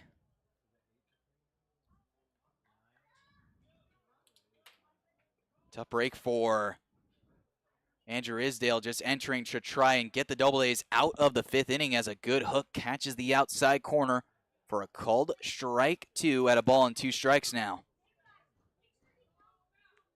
This is the 11th batter, make that the 10th batter this inning as a fastball runs outside and low for ball 2, 2 balls and 2 strikes. Runner at second. 2 outs here in the top half of the 5th, 8 runs in. Here's the 2-2 pitch on the way. Swing and a miss. Andrew Isdale strikes out Nate Milk to retire the side. But damage has been done as we now go on to the bottom half of the 5th inning. The Doubledays, they've got some work to do. They are down 6.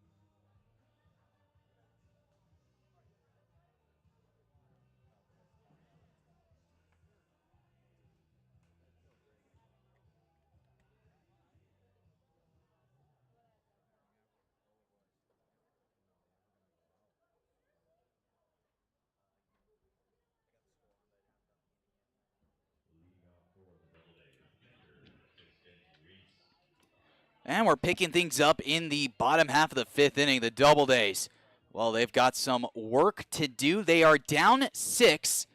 It is 9-3 our score as Benji Reese will lead things off as first pitch fastball taken down low for ball 1, 1 ball and no strikes. 12 men came around to bat for Geneva on a 6-run 5th inning, an 8-run 5th inning as a fastball heads right back to the backstop. And the count will go to 2 balls and no strikes. Well, for Drew Munn, he has had a lot of time to sit down, and that's why we see a right-hander starting to throw in the bullpen for the Red Wings as the 2-0 pitch is laced down the right field line. That's slicing away and slicing down into the corner, and it will hop over the short retaining wall as Benji Reese will cruise into second base. It is a lead-off ground rule double, as that will bring up Riley Brody, who already has a base hit in this one. Brennan Staubly back out to the mound to go talk with his right-hander.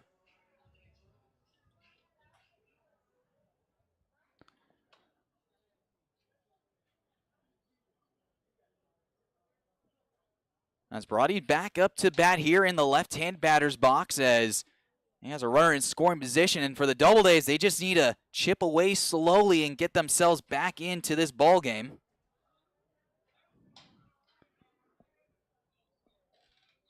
Reese aboard at second base, short lead.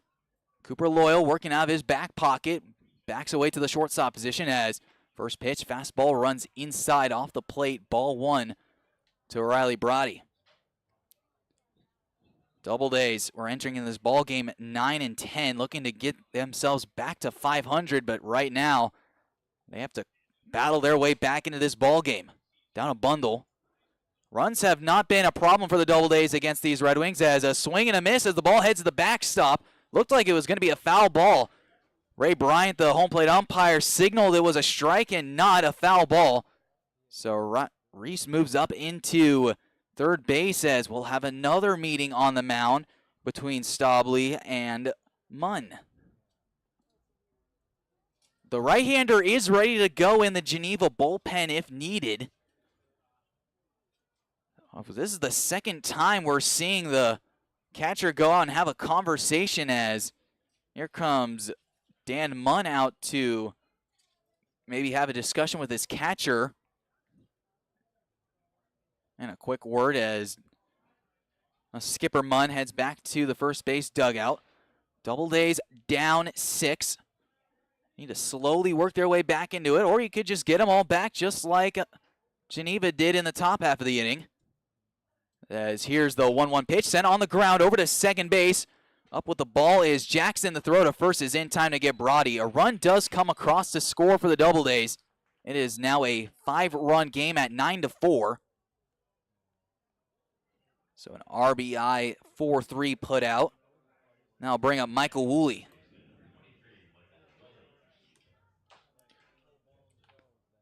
Mike popped out to second his first time up.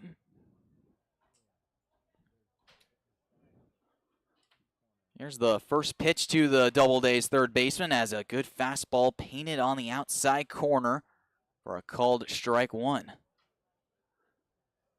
The Doubledays had to use 3 pitchers to get out of the 5th inning.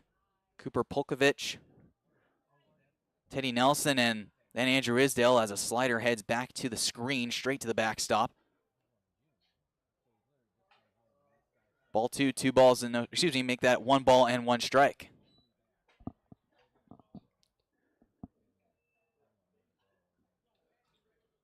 Here comes the 1-1 pitch on the way to Woolley. Fastball missing up and away for ball 2, 2 balls and 1 strike. 8 runs in a 5th inning. That's one of the bigger innings with the Doubledays have given up on defense so far, as a 2-1 fastball runs up and inside, bends Michael Woolley out of the way, and the count is in his favor at 3-1. Infield is pretty spread out wide with Cooper Loyal dealing with more of the 6-hole, and Birch Herring Jackson, the second baseman, playing on the outfield grass, wide open up the middle, keeping the 6 and 4-hole out of the question. Here's the 3-1 pitch on the way, swing and a miss, a good slider. Woolley comes up empty, and a couple of slaps of the spikes with his bat, grabs some pine tar up the barrel, digs himself back in. 3 balls, 2 strikes, 1 away. Doubledays down 5, 9-4. Munn comes set, couple of nods. Stobley, the catcher, sets up low. The 3-2 pitch on the way. Fastball runs up above the hands for a swinging strike 3. Michael Woolley retired. 2 outs, and now the Doubledays will flip the order back to the top as Carson Gross has a new piece of lumber making his way into the left-hand batter's box. Broke it on a ground ball to the second baseman back in the 3rd inning. So first time Carson has had to grab a new piece of wood. Goes with a natural bat as a fastball just misses the outside corner for ball 1. 1 ball and no strikes. It's a beautiful night here inside Falcon Park despite all of the hot, humid weather out. Bunt from the windup. Here's the 1-0. Fastball runs on the inside corner for a called strike to even up the count. 1 ball, 1 strike, 2 away. Gross. Couple of rolls of the shoulder. Here's the 1-1. Slider caught at the outside edge for a called strike 2. And Carson's going to have to battle now down to ball and 2 strikes. Points the bat out to the mound, or rests it back on his left shoulder. Munn with the glove in front of his face quickly delivers a 1-2 fastball that runs outside. Now we'll even up the count at 2-2. Outfield playing deep and shifted more towards Carson's pull side. Can pretty much deposit the baseball wherever he wants, has really good bat control. Here comes the 2-2 pitch. Fastball runs outside for ball 3, 3-2 now. So Tommy Roldano waits on deck, and if it gets to him, he'll have a runner on at first base with some power at the plate to see if the Doubledays can maybe scratch another run back here in the bottom half of the inning. Doubledays have put 1 run in each of the first 5 except for the third, as a 3-2 pitch misses up high for ball 4. So it's a 2-out walk. Carson Gross is aboard at first base with some pretty good speed. Second walk surrendered by Munn so far in this one. Not really known for walking batters. He's given up only 7 entering into this ball game, now 9. Certainly the hits have been hurting the Geneva right-hander, as we have a runner at first base, 2-away. Tommy Roldan, the left-hander, steps in. Here comes the first pitch as that fastball runs above the eyes for ball 1, an easy take for Roldan. Well, it'll be nice to see if Tommy can run into his first one of the summer. That would get the Doubledays 2 more runs and only make this a 3-run game if that were the case. Certainly has the power. Wind maybe not blowing out towards his direction. Does have power to the opposite field, though, as comes up empty on a good fastball above the zone. That might have been the pitch to do it on. And the count will even up at a ball and a strike apiece. Carson with 5 stolen bags aboard at first base, but being down a bundle might not be willing to risk it here. Munn not the fastest to home plate, as fastball runs up and away for ball 2. 2 balls and a strike now. Tommy, excellent power at the dish. Certainly can change a ball game with one swing of the bat, but when you're down 5, you just need to see if you can find the gaps and keep the runners in motion. Carson with great speed at first base. He can score easily.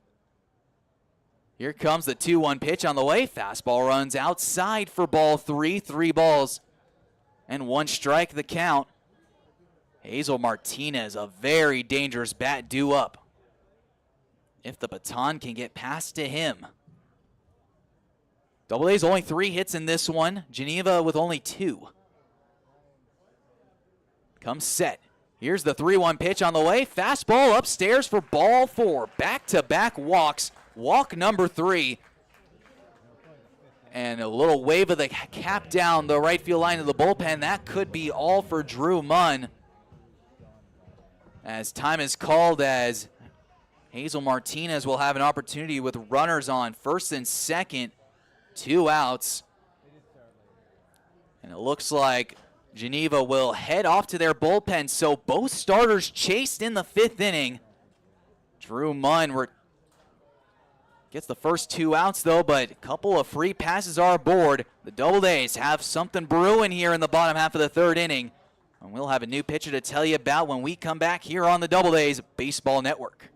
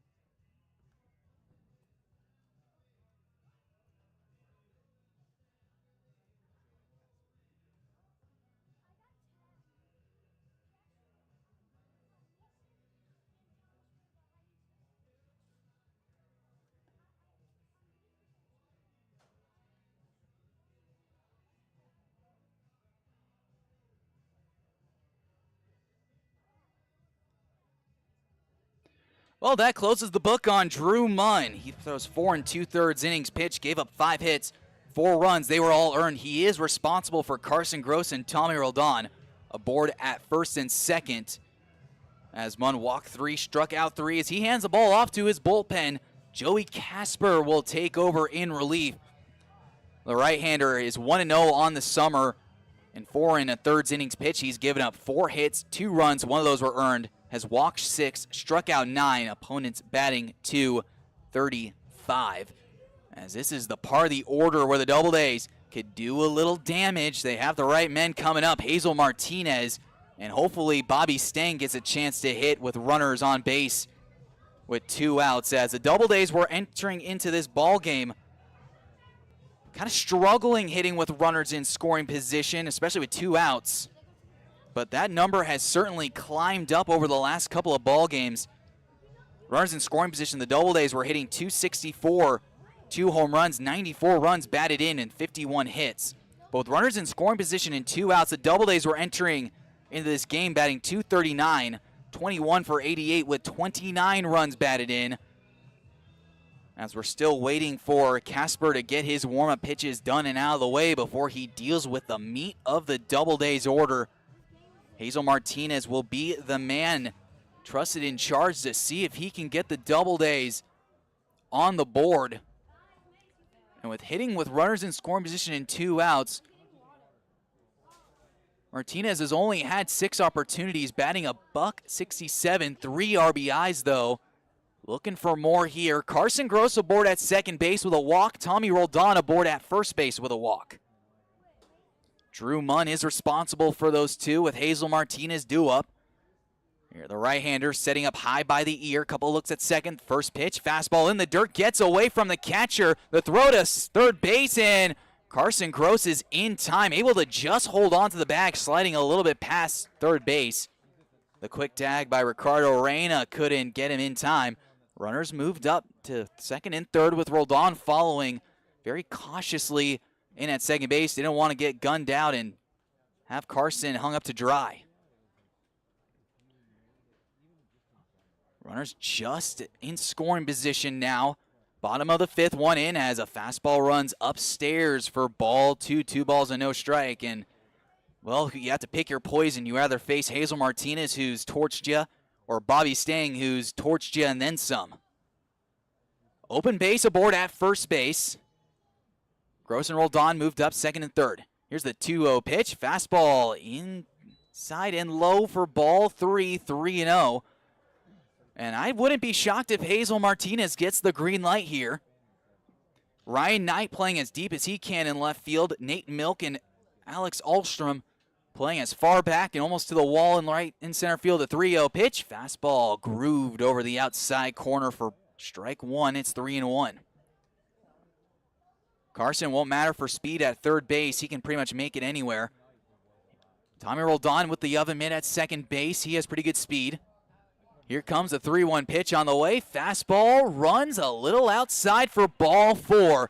And why not give this man coming up to the plate an opportunity to pounce? Bobby Stang has the bases loaded. They have all been walked. Bobby with a double his last time up.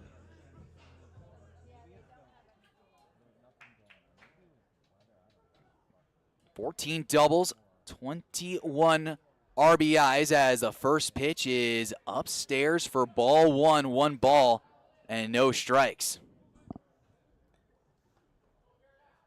Bobby 1 for 2, a strikeout and then a double. Said he has just mashed Geneva, a 1-2-3-1 OPS. Here's the 1-0. Fastball taken on the outside for a called strike 1 at 1-1.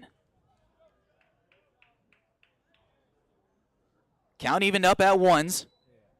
Bases are loaded. Carson Gross at third, Tommy Roldan at second, Hazel Martinez at first. Here's the 1-1 pitch on the way. Fastball runs up and out for ball 2, 2-1. And every time that pitch just misses a little more off the plate, that strike zone for Bobby should just get a little bit smaller. Looking for something to drive. The Doubledays down 5. Here's the 2-1 pitch. Fastball runs up and inside for ball 3, 3-1. 9-4 game as we play action here in the bottom of the 5th inning. Good speed aboard at third. Good speed aboard at second. A little bit below average speed aboard at first. Here's the 3-1 pitch on the way to Bobby Stang. Fastball called for a strike 2 at the knees. Bobby was just about to send the bat down to the dugout. The runners will have a head start with a 3-2 count with 2 outs. Full house, nowhere to put Bobby Stang. Runners take their leads. Casper is set. Full count, there go the runners. A 3-2 pitch on the way. Fastball swung on and missed for strike 3. A golden opportunity. But Geneva escapes the jam in the 5th inning. They only surrender a run. The Doubledays still down 5. It is 9-4 going into the 6th inning.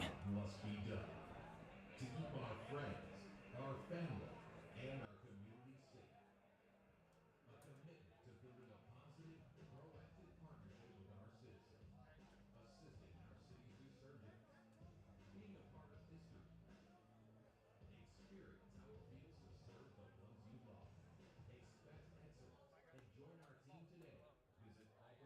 Expect excellence and join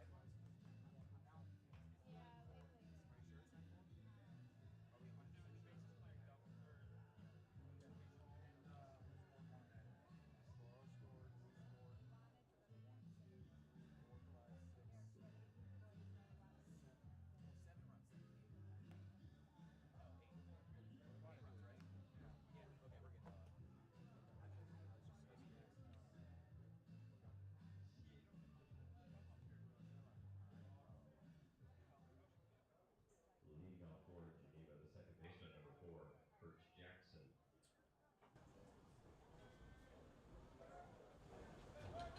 And we're picking things up here in the top half of the 6th inning. If you're just joining us, the Doubledays are down a bundle. It's 9-4. An 8-run top of the 5th inning for Geneva as a first pitch. Fastball catches the outside corner for a called first strike, 0-1. Andrew Isdale back out for another inning of work as a slider misses off the plate away. Count leaving up at a ball and a strike. Cooper Pokovich, 4 1/3 innings. Tanny Nelson only lasted a third of an inning. As that fastball runs straight to the backstop. 2 balls and a strike now.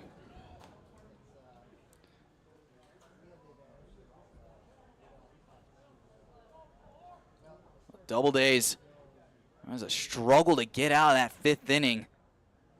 But Geneva batting around and then some as a fastball runs upstairs for ball 3. 3 balls and a strike now to the leadoff man.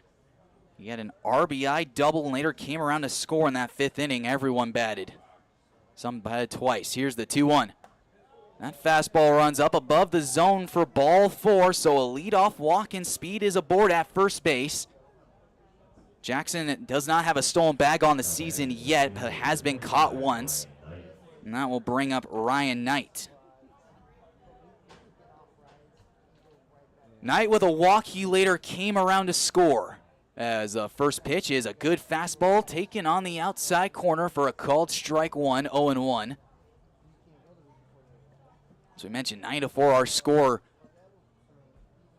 It was a 3-hit 5th inning. Most of those runs came in were walks as a fastball high taken.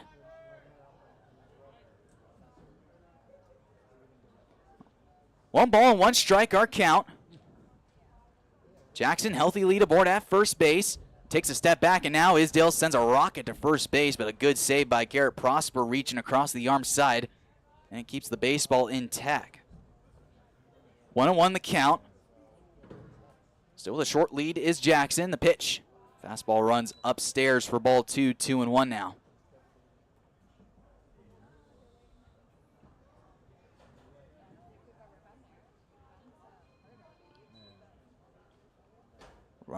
Doubledays up the middle, pinched as a good fastball tries to nibble on the outside edge. Can't get the call. And the count runs to 3 balls and a strike. Doubledays have bullpen action once again. Another right-hander has gotten the call to get loose as that fastball runs upstairs for ball 4, back-to-back walks. That was the story of the 5th inning.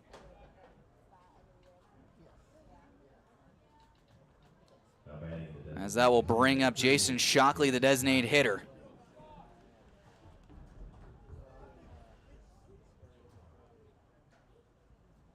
Eight walks so far in this one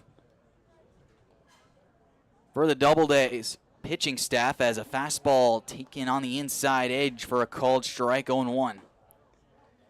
Well, this was a type of team that has been struggling to score runs. We were talking about Geneva only hitting a .177 entering into this ball game. Dancing off the bag, Jackson, the pitch. Good fastball, gets a swing and a miss. 0-2 the count now.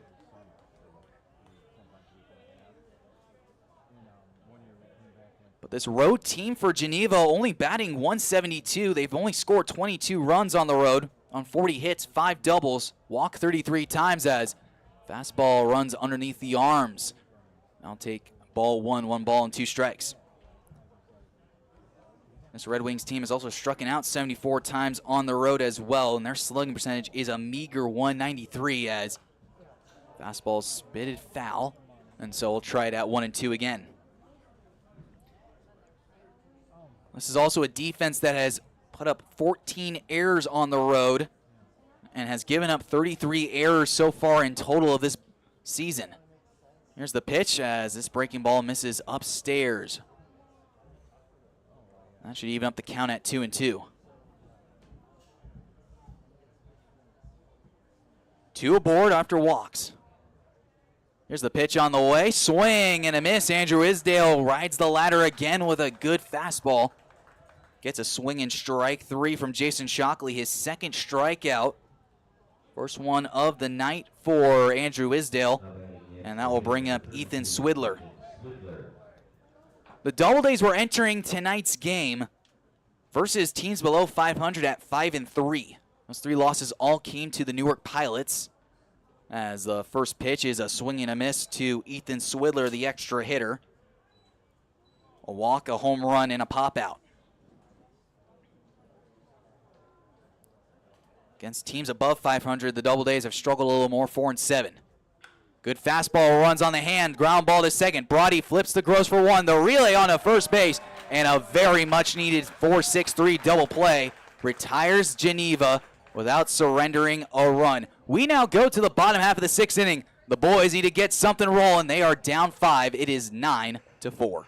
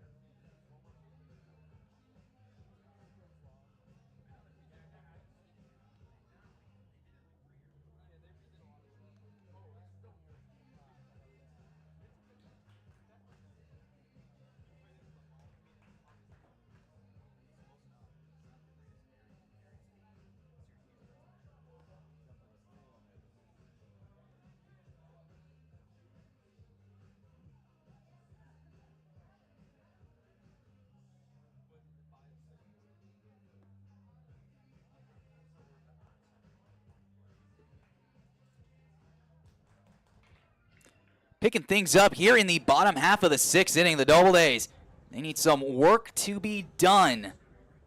They're trailing 9-4 over the Geneva Red Wings, a team who they have slaughtered so far this year, as a couple of fireworks have started going off over the right center field wall. A couple of early 4th of July fireworks excitement. Maybe that's what the Doubledays need to get themselves back and rolling. Maybe a spark from right center field as Christian Malillo lead things off here as a first pitch fastball runs outside for ball 1 on Joey Casper. Casper called upon in a crunch spot, 2 walks. And then Drew Munn, his night was done, so Joey Casper came in to relieve him, walked Hazel Martinez, but got a big bases-loaded strikeout on Bobby Stang as a good heavy fastball taken on the outside corner evens up the count at 1-1.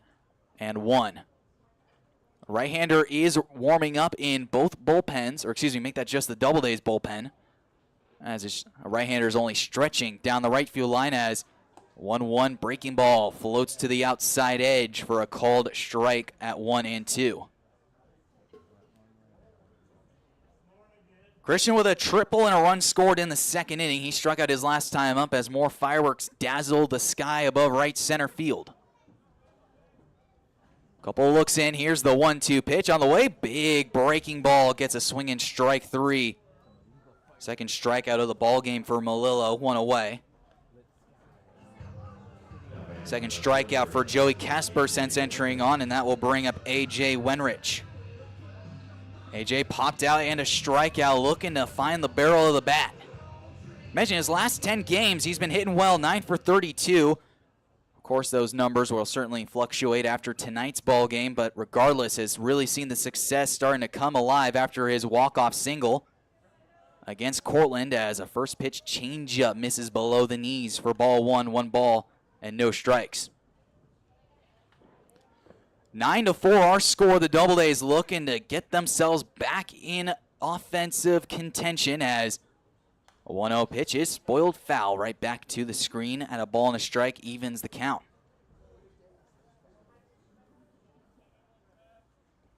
Wenrich, the other duo of Georgia Southern with Bobby Stang.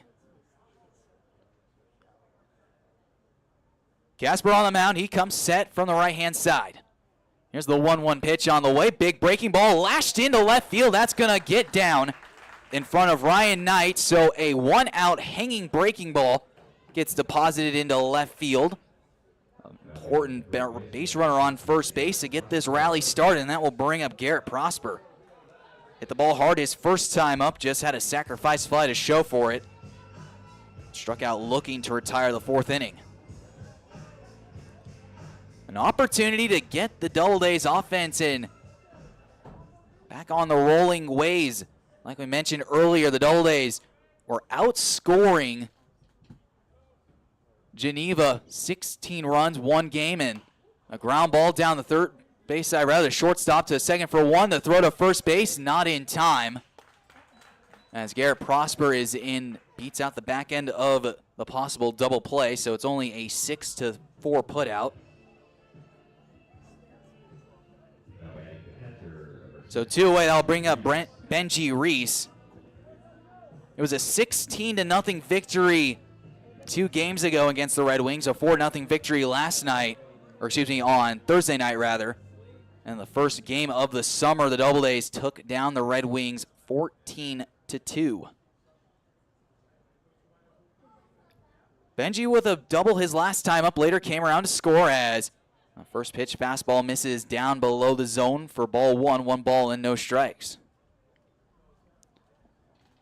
Any way you can just manage to get a running inning, maybe even 2, you might find yourself an opportunity to make a searing run in the 9th inning as a fastball misses below the knees. A good pitch taken for a called ball 2. Looks like Casper might have found the zone at the knees, but Ray Bryant behind home plate said it just missed downstairs. 2 balls and no strikes. Prosper with a short lead off first base. Not too many wheels there. Does have a caught stealing so far as Benji Reese will make it certain that he gets time called. Backs out before working himself back in. Takes a look at the end of the barrel of the bat. Takes a sigh of relief. Comes set in the box with Casper. Taking a look at first base. Comes set as well. Here's the 2-0. Fastball runs up and away for ball 3. 3 balls and no strikes. Riley Brody, the batter, due up next. He's been hot so far over the last couple of games. An RBI ground out his last time up. Here's the 3-0 to Benji. Fastball taken down low for ball 4. So another fastball misses outside. And here comes Riley Brody with runners on first and second. Second walk surrendered by Casper so far. We mentioned Riley Brody with the RBI ground out his last time up. Does have a base hit back in the third. Couple looks at second, the first pitch. Fastball taken down low, ball 1, and Brennan Staubly, the catcher, was very slow to get the baseball back to the pitcher's mound. As we're getting some words from the first base dugout as well. Not been too thrilled about the balls and strikes called behind the plate so far. Prosper short lead as well as Reese at first. Here's the 1-0. Down low for ball 2. 2 balls and no strikes now, and Casper was able to find the knees quite well so far in this one. And then over the course of the last 2 batters has just not been able to get the calls he wanted as more fireworks are popping off the right field in the distance. Complete night here inside Falcon Park. Here comes the 2-0. Down low for ball 3. 3-0, and Riley Brody has worked a 3-0 count. Down 5, most likely doesn't get the green light here, but he is one of the better hitters coming out of the spring season. Takes his time before it gets the bat rested on his shoulder. Couple of looks in. Here's the 3-0 pitch. Taken over the heart of the plate for a called strike 1. It's now 3-1. Well, now a right-hander, make that a left-hander, has started to stretch and get loose in the bullpen for Geneva. Here comes the 3-1. Swinging tapper, sent foul down the first base side. And Prosper and Reese will have a head start at 3-2 with a full count. Find a way to get one of those runs in, and you still have a couple of innings to play with before you have to make the late surge. Chip away, only down 5, 9-4. Your score here inside Falcon Park on July the 1st. Here comes the full count with the runners in motion. Down low for ball 4. So the bases have been loaded on walks. And that will bring up Michael Woolley with an opportunity. Walk number 3 surrendered since Casper has taken the jog from the bullpen. Now he's back with 2 outs in the bottom of the 5th inning. Second time the Doubledays have had bases loaded in as many innings. Here's the first pitch, sent foul down the first base side. Michael Woolley had some choice words to say to the barrel of his bat after just missing a foul ball. Casper able to get ahead on Woolley. First batter he's gone ahead on since Christian Malillo. Comes set. Runners take their leads, the 0-1. Big breaking ball loops off the plate outside. Count will even up at 1-1. Reese not the best speed aboard at second base, but when he gets moving, he can really fly. Takes him a second, though. Brody at first base has a little bit more speed to work with. Here's the 1-1. Fastball runs up and away for ball 2. 2 balls and 1 strike. And if Michael's able to pass the baton to the next batter, it would be Carson Gross at the top of the order. Casper comes set, bases juiced. Here's the 2-1. Up and away for ball 3, 3-1. And now that left-hander that we were talking about in the bullpen has sat down. It is now a right-hander throwing in the lone bullpen for Geneva. Casper comes set, 3-1 to count. The pitch. Fastball taken on the inside edge. Michael Woolley shaking his head a little bit. It could have gone either way. More fireworks pop off in the right center field distance. Prosper aboard at third, Reese at second. Brody on first, they go. The pitch swung on, foul over to the first base side, out of play. So Woolley up to the task on the foul ball battle. The last time the Doubledays had a long battle with 2 strikes and bases loaded, Christian Malil tied the game in Elmira. Here's the full count pitch on the way, swinging another foul ball, spoiled over our heads out into the concession stand down below. Michael Woolley continually fighting and keeping his at-bat alive, looking for a couple of runs in. Has 3 on the summer so far. Here's the 3-2 pitch once again, taken down low for ball 4.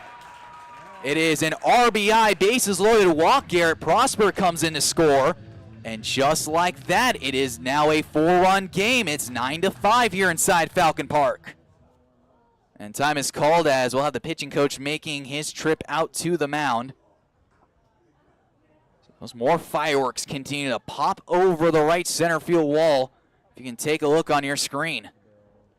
No fireworks tonight, unfortunately, here inside Falcon Park, but we will have them next Saturday against these very same Geneva Red Wings.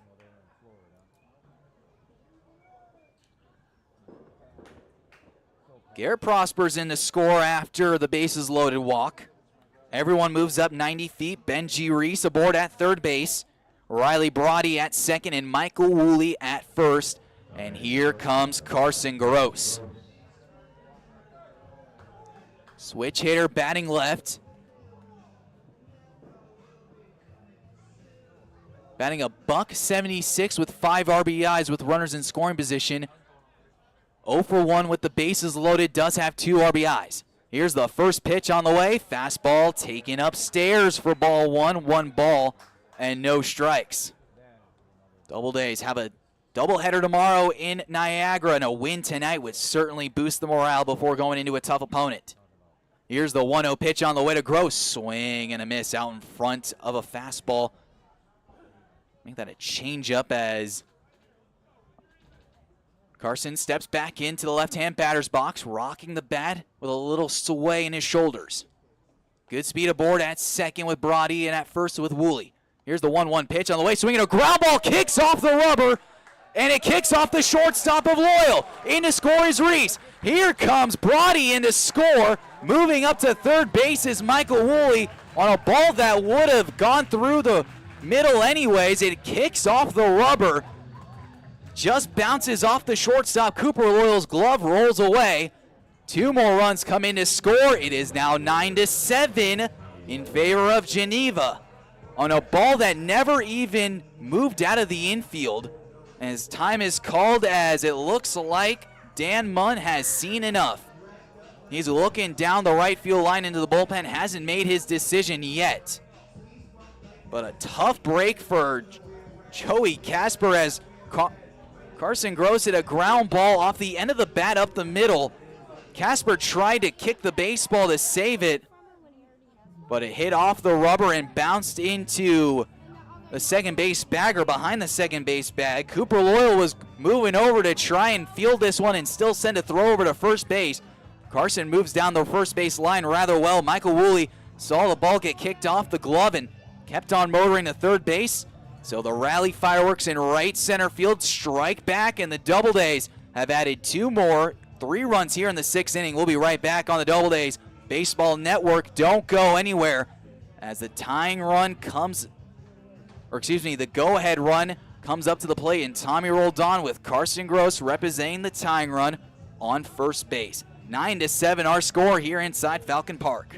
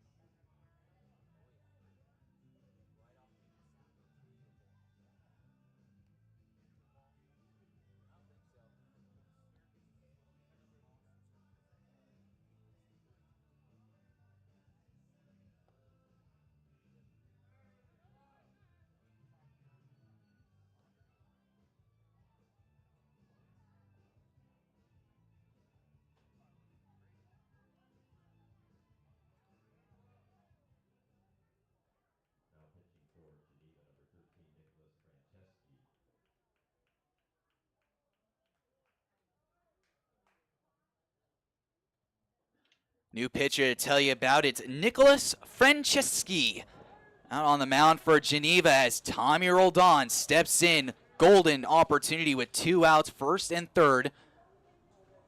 As the fastball is spiked in the dirt, does not get away far enough for Staubbe for Carson Gross to move up to second base. So runners will stay at the corners, 1-0 count to Tommy Roldan. Triple and a run scored in the first inning, grounded out to the pitcher his last time up, or excuse me, to the first baseman in the third inning, and then a walk his last time up. Runners take their leads at the corners. Gross hanging on to first base as 1-0 changeup taken in the dirt for ball 2. 2 balls and no strikes. Hazel Martinez awaits on deck. Tommy with one swing of the bat, though, can tie up this ball game, maybe even give the Doubledays the lead. The 2-0. Taken over the heart of the plate for a called strike 1 at 2-1. Fireworks still popping off the distance in right center field. Roldan looking with one swing of the bat could send this crowd into a frenzy. Doubledays were down 9-3 early on. The pitch in the dirt for ball 3. 3 balls and a strike in a game where we've seen more walks than hits combined for both sides. More and more fireworks pop off into the distance. Carson Gross, the runner at first base. Michael Woolley aboard at third. Here's a 3-1 pitch on the way, down low for ball 4. So Carson moves up into scoring position. The tying run sits behind Franceschi. Tommy Roldan works his way down to first base. Takes off all the gear before getting the oven mitt. As Hazel Martinez steps up here with a chance to tie this ball game up. Here's the first pitch. Fastball grooved on the outside corner for a called strike, 0-1. The Doubledays, 3 runs already in. 9-7 our score. Franceschi looks in, can't get his sign, couple of shakes of the head. Hazel Martinez bends his knees, awaits patiently. Franceschi gets his sign set. The pitch, swing, and a pop-up on the infield. Foul territory. Brendan Staubbe is there. He makes the catch, and the inning is over. But the Doubledays strike for 3 more. They are only down 2 runs. It's 9-2 going into the top half of the 7th inning. We'll be right back on the Doubledays Baseball Network. Don't go anywhere. This game is getting close, and it is getting towards the end.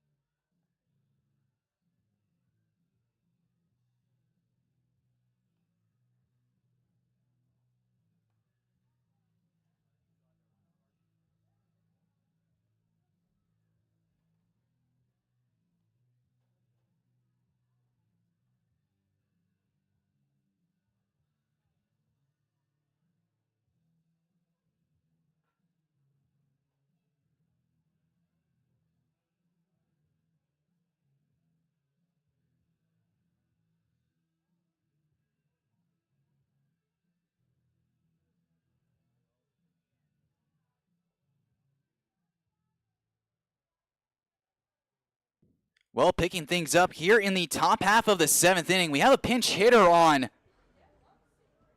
for the Geneva Red Wings, but we don't have a number 41 matched up as the first pitch is popped up into shallow center field. Carson Gross, the shortstop, ranging back, backpedaling, and he makes the catch for out number 1. So the leadoff man is retired, and that will bring up Alex Alstrom. He's 0 for 2 with a strikeout and a walk, as well as a ground out back to the pitcher.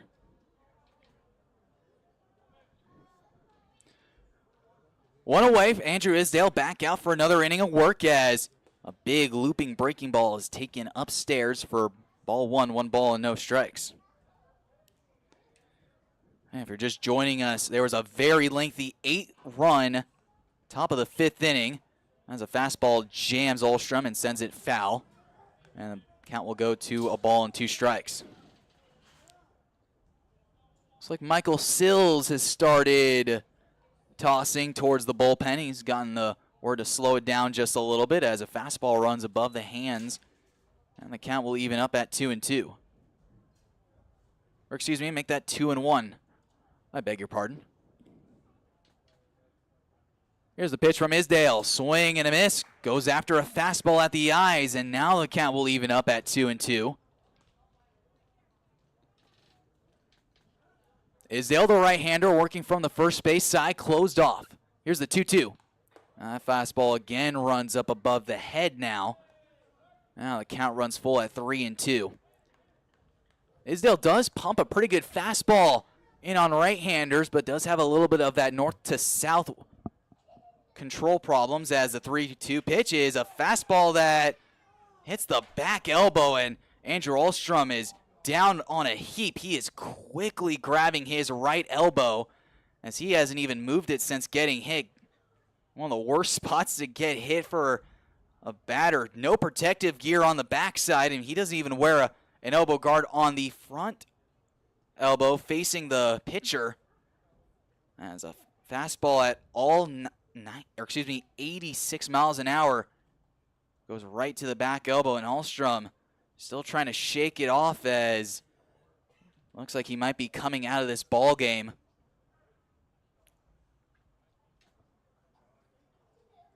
As a hit by a pitch to the back elbow of Alex Alstrom, and his night is done. He's headed back to the dugout. So we will have a pinch runner at first base. It is Parker Walsh, and we saw him a couple of nights ago playing right field. He got the start against the Doubledays.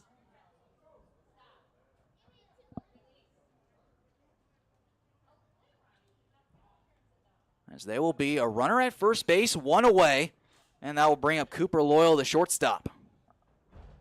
So Walsh having to grab his helmet and oven mitt. He's aboard at first base as a first pitch fastball runs up and inside for ball 1. Well, that oven mitt certainly hasn't been in the league for that long. Only saw a couple of guys breaking through with it. And it was a little bit smaller, didn't look as much like an oven mitt. It used to be just a finger guard, but players did not like the fact that their throwing hand was a little more vulnerable as a line drive to shortstop. Carson Gross fields it on the short hop for 1. Broady's throw to first base is in time. And just like that, the Doubledays turn their second double play tonight. We now go to the bottom half of the 7th inning. Stretch time here in Falcon Park. The Doubledays trailing the Red Wings. It is 9-7.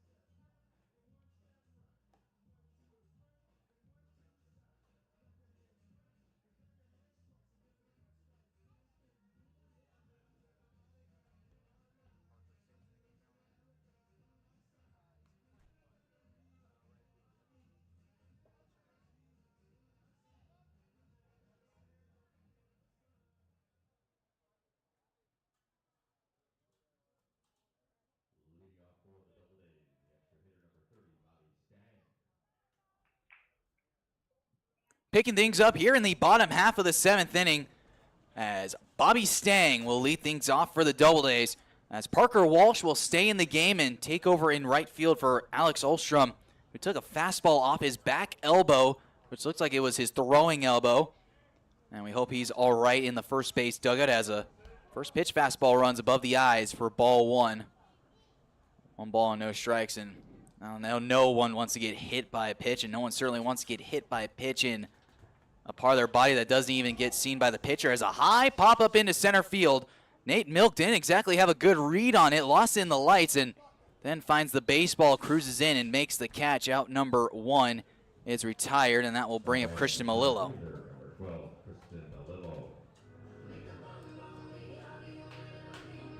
One away.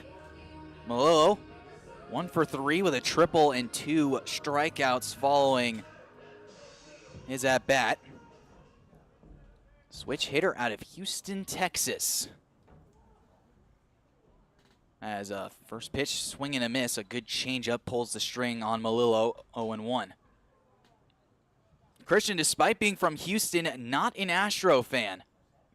Said his dad is a big-time Yankees fan, and that's how he grew up. As another good changeup misses below the knees. Count even up at 1-1. Looked like the same exact pitch as the last one. Malillo recognized changeup early and stayed back. Here's a 1-1 pitch on the way. Fastball runs upstairs for ball 2, 2 balls and a strike. Well, in his time as a kid growing up in Houston, of course, he made his way out to Minute Maid Park when the Yankees came to town, but it wasn't as often as they do nowadays, as back when Christian was a kid, the Astros were still in the National League, as he sends a foul ball down the first base side towards the dugout. Houston, being a part of the National League Central Division, was the only division in baseball that had more than 5 teams. It has 6 teams. The AL West in the American League side only had 4 teams. The Mariners, the Mariners, the A's, the Angels, and the Rangers. We're getting so used to saying the Astros. As pitch will miss downstairs and low for ball 3, 3-2 now.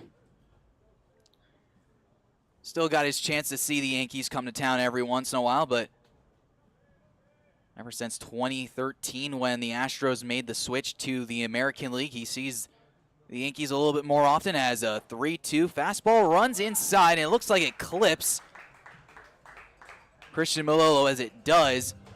As a dead ball hit by a pitch, so Christian will take off the elbow guard and the shin guard and make his way down the first base with 1 away.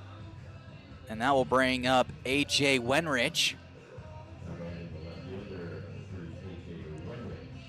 Oh, it's time for AJ to run into a baseball. He hits them so well out in batting practice. Whether it's the machine or in coach sending batting practice, we've seen the power that he can possess.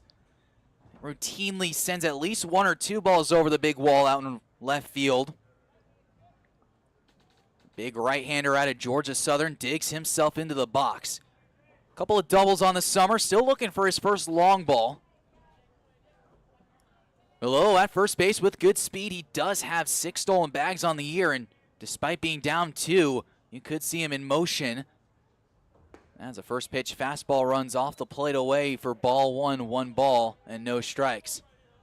Ben Julian sending signs from the third base coach's box. Malillo works his way off first base.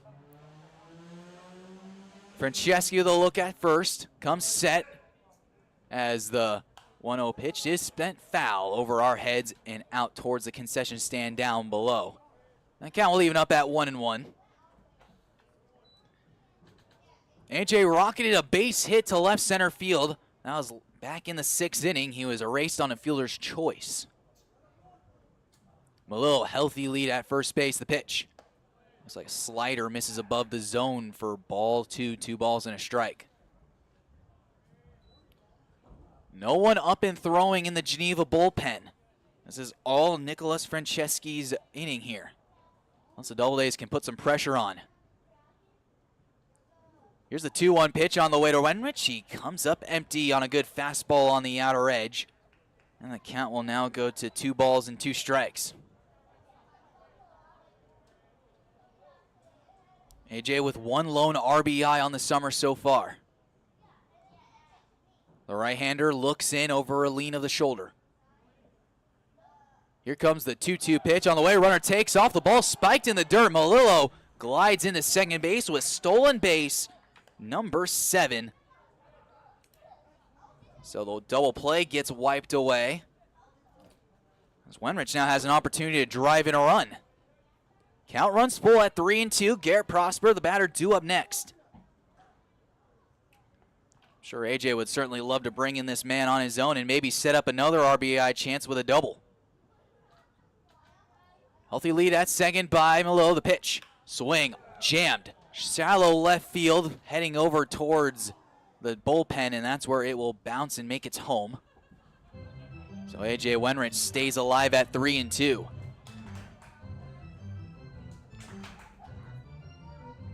Franceschi waiting for his shortstop to get back in position after taking the long run for that foul ball. Melillo, short lead over at second base. Infield shifted to the pull side for AJ. The second baseman, Birch Jackson, playing more up the middle. Here's a 3-2 pitch on the way in the dirt. Gets away from the catcher, Staubbe. Melillo takes a wide turn around third base. Wenrich takes a healthy turn around first base. The tying runs at first base, with still only one away, and that will bring up Garrett Prosper. And time is called once again as a new baseball gets exchanged with the home plate umpire, Ray Bryant.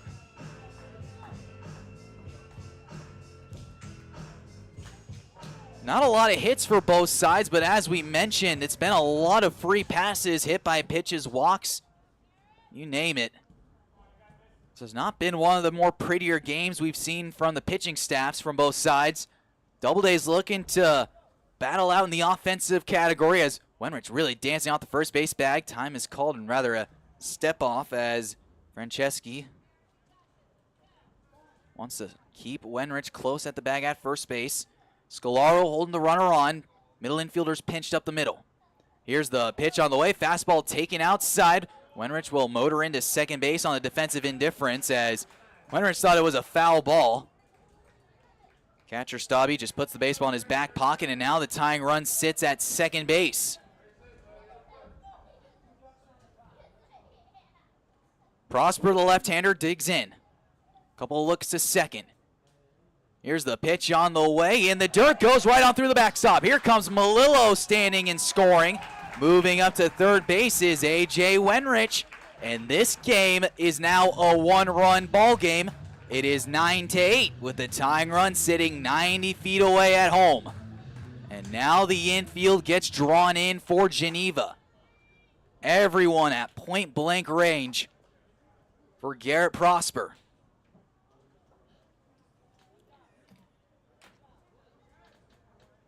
Wenrich at third, the pitch. Swing and a foul back to the screen.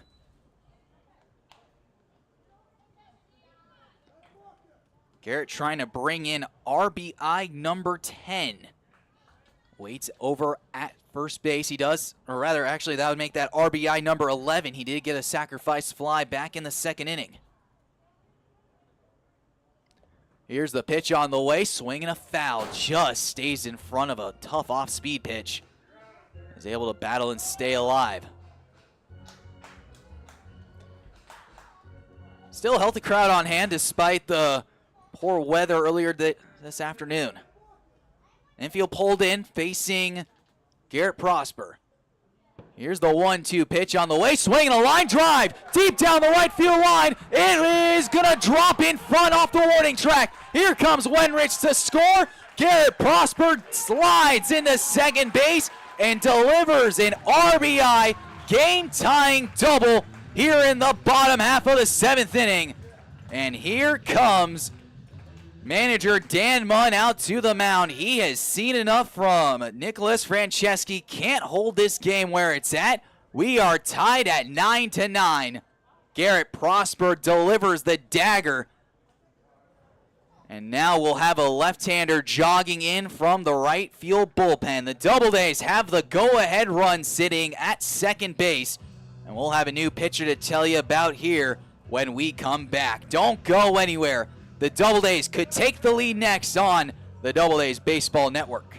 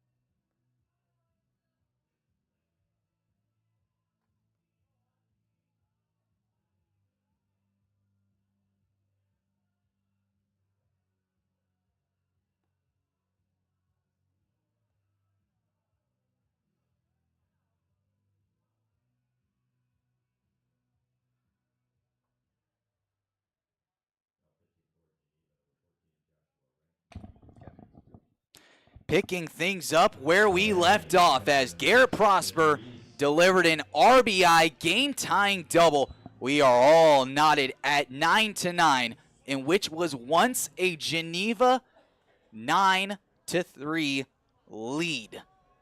As Benji Reese will bat as the first pitch fastball swung on and missed 0-1 to the new pitcher left-hander Joshua Ranke.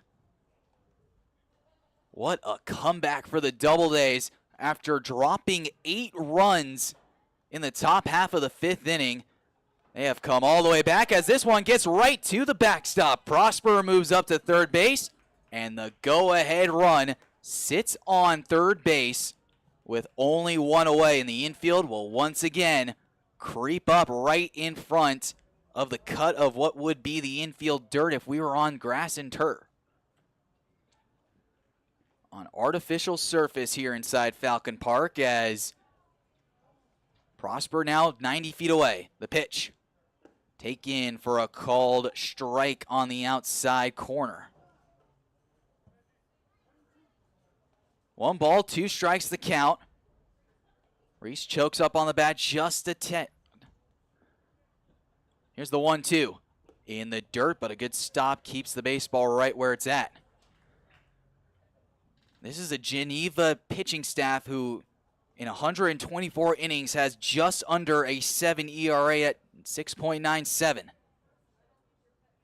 Giving up 121 runs as a slider misses well outside. Looks like it slipped out of the hand of Ranke. Still no errors in this one so far for either side. So this has all been on both teams' pitching staffs in this one. Doubleday's offense has just come back to life as a pitch is swung on and tapped foul down the third base side, right behind home plate. And now the count is still full at 3-2. Riley Brody awaits on deck if it gets to him. With still an opportunity with less than an out. Or excuse me, with only 1 out in this one. Time is called as Benji will step out, wipe whatever sweat, water, anything from his eyes. He comes set back in the right-hand batter's box. Ranke, the left-hander, comes set, works from the first base side. Infield drawn in. The 3-2 pitch is taken for ball 4. Reese will go to first base. In the score is Garrett Prosper, and the Doubledays have taken the lead once again. It is 10-9. And more of an uneventful way to score a run. It is a walk and a wild pitch. It's been pretty much the story of this game so far.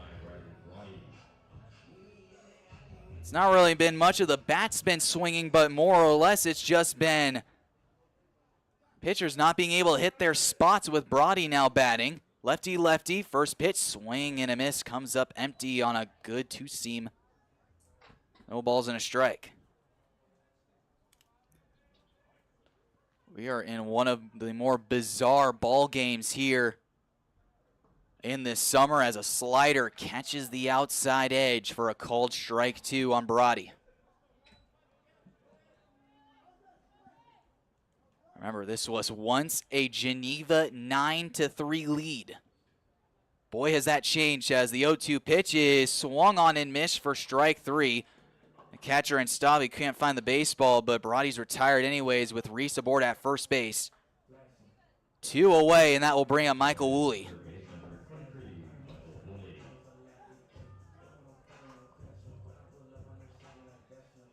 Three more runs have come in to score this inning. Woolley, the right-hander, against the left-hander. And Ranke, as the first pitch is spiked in the dirt for ball 1, 1 ball, no strikes. Well, Michael is one of your platoon guys. He certainly does a lot better against left-handed pitching. As we entered into a game against Elmira, he was batting .800 against left-handers, though it was a very small sample size. As this one spiked in the dirt but stopped. And now the count goes to 2-0.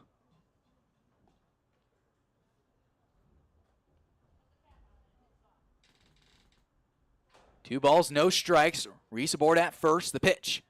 Slider misses outside for ball 3, 3-0. More fireworks pop off in the distance behind the right field wall. Here's the 3-0 pitch on the way. Spiked in the dirt for ball 4, so 4 straight to Michael Woolley. And now the top of the order comes up with Carson Gross, the switch hitter. Will now get his turn to bat right-handed. Batting the shortstop, number 5, Carson Gross. That's the second walk for Michael Woolley aboard at first base. Carson with a 2-run single his last time up, hit it right off the top of the rubber. Baseball that never even left the infield. Here's the first pitch. Swing and a pop-up. First base side. Daniel Scolaro waiting for this ball to trickle its way down as it was up in a little bit of a wind tunnel, falling in. It's a pop out to retire the side, but the Doubledays have taken the lead back. It is 10-9, rolling into the top half of the 8th inning.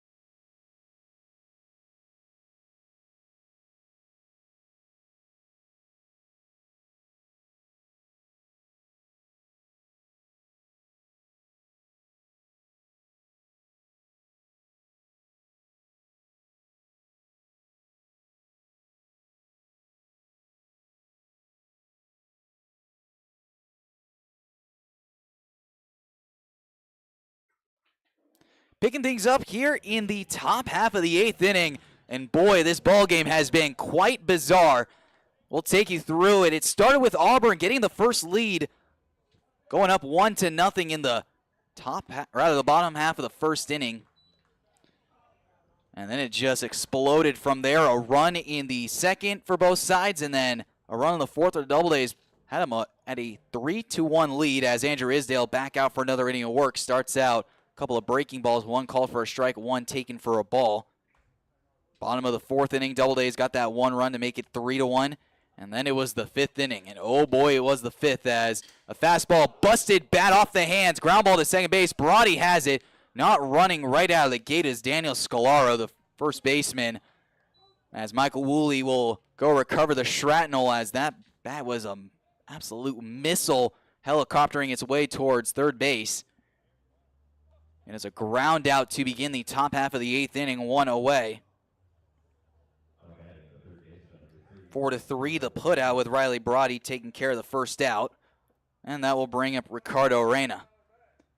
But it was a 8-run top of the 5th inning that brought this game to a 9-3 Geneva lead. The Doubledays got 1 run in the 5th, 3 runs in the 6th, and then 3 runs in the 7th to take the lead back. They now lead it 10-9 as Reyna comes up empty on a good breaking ball, and the count goes to 0-1. Isdale throwing Another inning of work since coming on relief for Tay Nelson has a line drive down the third baseline, hits the top of the bag and rolls into left field. Wenrich up with it. He gets the baseball quick enough. Reyna only makes a turn around first base, and he retreats back to the bag, but Michael Woolley was probably going to get a ground ball down the third base line, backhanded on a diving play. Well, the baseball kicks off the top of the bag and bounces right over his outstretched glove. So puts a runner on at first base here with one away, as Isdale delivers a breaking ball that misses up and inside for ball one. 1 ball and no strikes. Just a bizarre ball game. The longest one so far this summer, as we're just pushing to 10:30 local time. 1-0, misses outside to make it 2-0. Well, the Doubledays were entering into this ball game still looking for their first win in a one-run game, as Isdale delivers a 2-0 fastball, swinging a miss coming from Nate Milk, the center fielder. 0 for 3 with a strikeout. Well, the Doubledays were entering into this one 0-5 in one-run ball games, as Milk spoils a fastball back to the screen, and the count will even up at 2-2.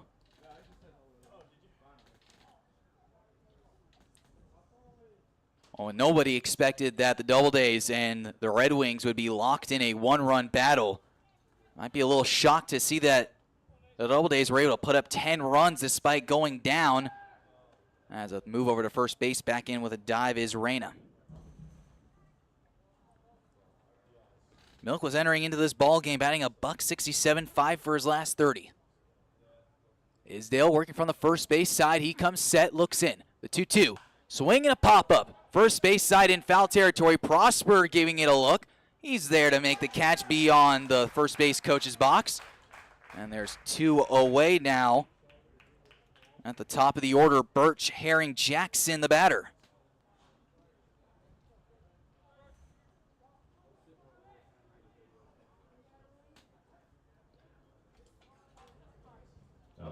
Jackson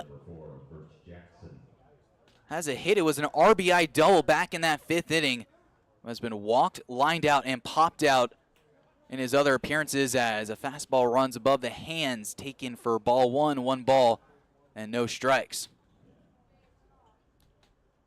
Doubledays go into a doubleheader tomorrow against the Niagara Power in Niagara, as a fastball hits off the tip of the glove. Reyna was just about to head to second, slammed on the brakes when Benji Reese, the catcher, was able just to get to the baseball fast enough, though he did bobble it. Reyna already made his decision to slam back on the brakes and head back to first.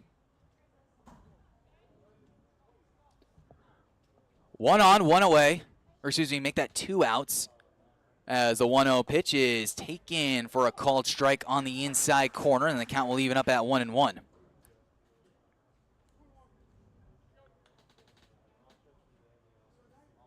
Doubledays entered into this ball game 9 for 10, as a fly ball out to center field. Christian Malillo tracking back in. He has enough room to make the catch for out number 3. Andrew Isdale has been brilliant since entering onto the ball game. He's been able to bridge this one as the Doubledays head back to the bottom of the 8th inning. Last chance to get some insurance before we head to the 9th inning. Doubledays lead it 10-9.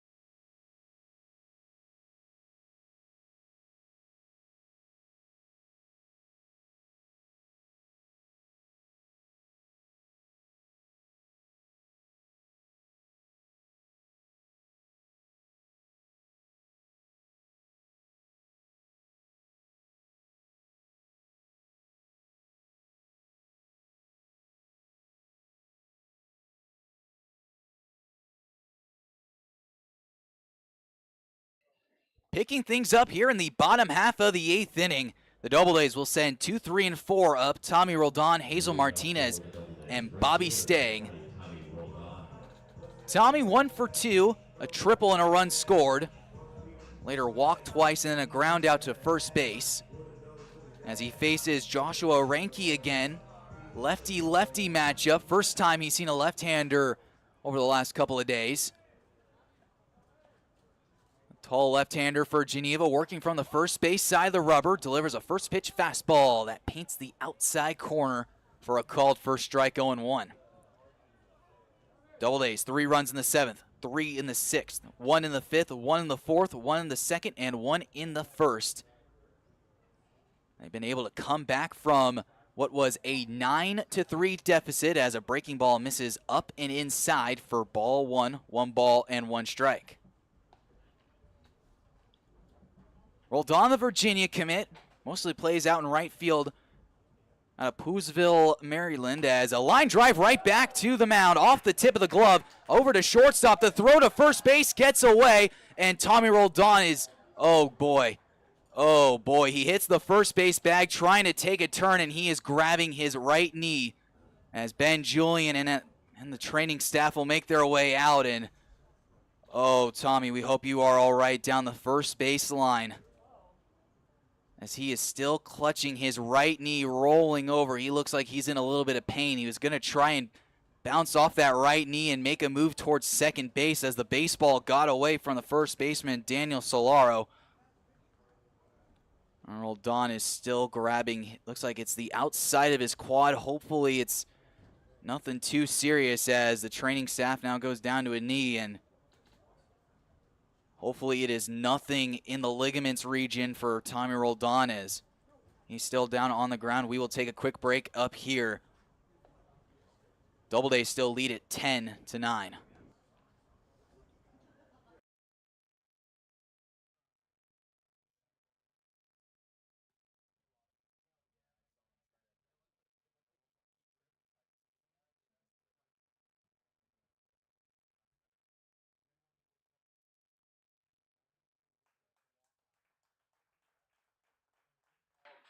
Well, Tommy Roldan has gotten up and standing with a little help from Ben Julian, Logan Matson, and the Doubledays training staff, as he is walking off on his own accord right now with a little limp in his step. Oh, we're hoping Tommy is all right. Now he needs a little help from the training staff walking off from first base, as Emil Sander has grabbed a helmet and he will make his way down to third base, or rather to first base, to pinch run for Roldan. And oh goodness, not the sign you want to see from your best hitters, making his way off the field hobbling. As everyone has held their breath for Tommy, and oh, we hope you're all right down there, as it was just a freak play, a line drive hit right back up the middle. It looks like it ticked off the glove of Joshua Ranke, the left-hander. Cooper Loyal, the shortstop, moved to the glove side. He made the grab and tried to send a strong throw over to first base to try to at least get Roldan. Daniel Scolaro went to a dive to go try and save the baseball. In the process, might have tripped up Tommy Roldan. He is down into the Doubledays dugout, so we hope he's all right down there, as we mentioned, Emil Sander has grabbed a helmet and is pinch running for Roldan. Hazel Martinez takes a look at ball 1 on the outside edge. Lefty-lefty battle, as a fastball that time clips the outside corner for a called strike 1.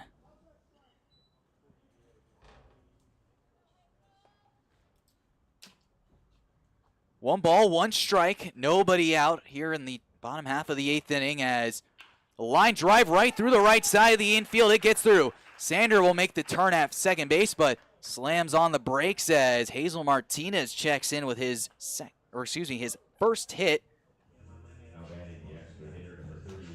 So station to station move the Doubledays, and that will bring up Bobby Stang. And time is called, as quickly out to the mound is Dan Munn, a skipper for the Geneva Red Wings, and he has not made the motion yet, but well, now Joshua Ranke will hand the ball off to his manager, as we'll see a right-handed pitcher making the jog in from the right field bullpen. When we come back, the Doubledays have a runner on first and second. Still nobody out in a 10-9 ball game. Now pitching for Geneva, number 18, Jack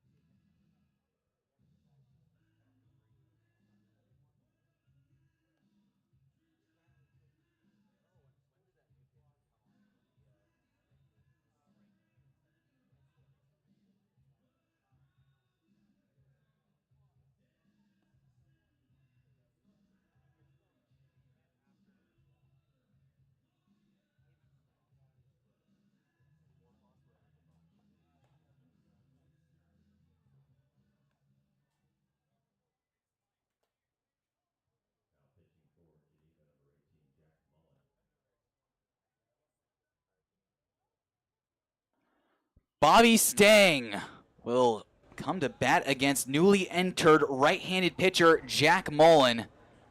As if you're just joining us, the Doubledays have runners at first and second with nobody out here in the bottom half of the 8th inning. As Mullen takes a look at Emil Sander, pinch running for Tommy Roldan, as a first pitch fastball at 89 runs inside, crowding Stang for ball one. 1 ball and no strikes. Tommy Roldan hit a line drive back up the middle and then tripped around first base and came out with an apparent knee issue. Was able to walk off his own accord, but did have to have some help from the training staff, as Stang drives one right field, twisting away from the outfielder Walsh. He makes the catch for out number 1. Emil Sander will tag up from second. He motors into third base. So Bobby Stang advances the runner on to third. And with 1 away, that will put runners at the corners for Christian Malillo. 1 away. A little extra run support aboard at third base, and that is the main goal for the Doubledays, to find a way to get a 2-run lead. As right-handed closer Michael Sills from Wofford College starts to warm up in the Doubledays bullpen. He's sure to come in next. As Mullen delivers the first pitch, slider. Never mind, not a wild pitch. Instead, it's a foul ball by Christian Malillo. Ray Bryant was quick with the call. So no balls and a strike to the Doubleday switch hitting center fielder. And a triple and a couple of strikeouts. That was hit by a pitch, stole a base, and later came around to score. That was back in the 3-run 7th inning for a hit by a pitch, as the 0-1 on the way, swinging a foul down towards the on-deck circle of A.J. Wenrich. More fireworks continue to pop off down the right field line. Hazel Martinez aboard at first base. Emil Sander at third. Infield shifted just a hair to the pull side for Malillo, with the shortstop Cooper Loyal playing just a hair up the middle as the 0-2 fastball at 90 miles an hour runs off the plate away for ball one. 1 ball and 2 strikes.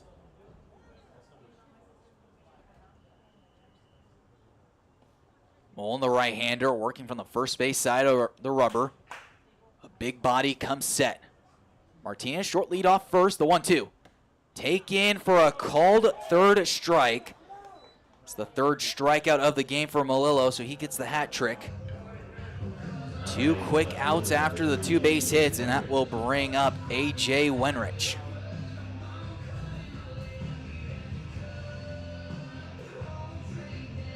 A.J. with a base hit back in the 6th inning. A walk in the 7th. He later came around to score. The right-hander takes a look behind his right shoulder for Hazel. The pitch.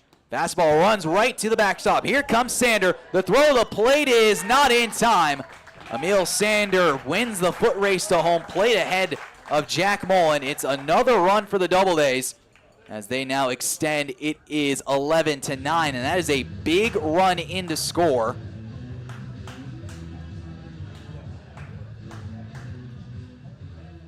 So that gives Michael Sills in the bullpen an extra run to work with in the top half of the 9th inning, as A.J. Wenrich could possibly add another with Hazel Martinez at second. A 1-0 pitch to the right-hander.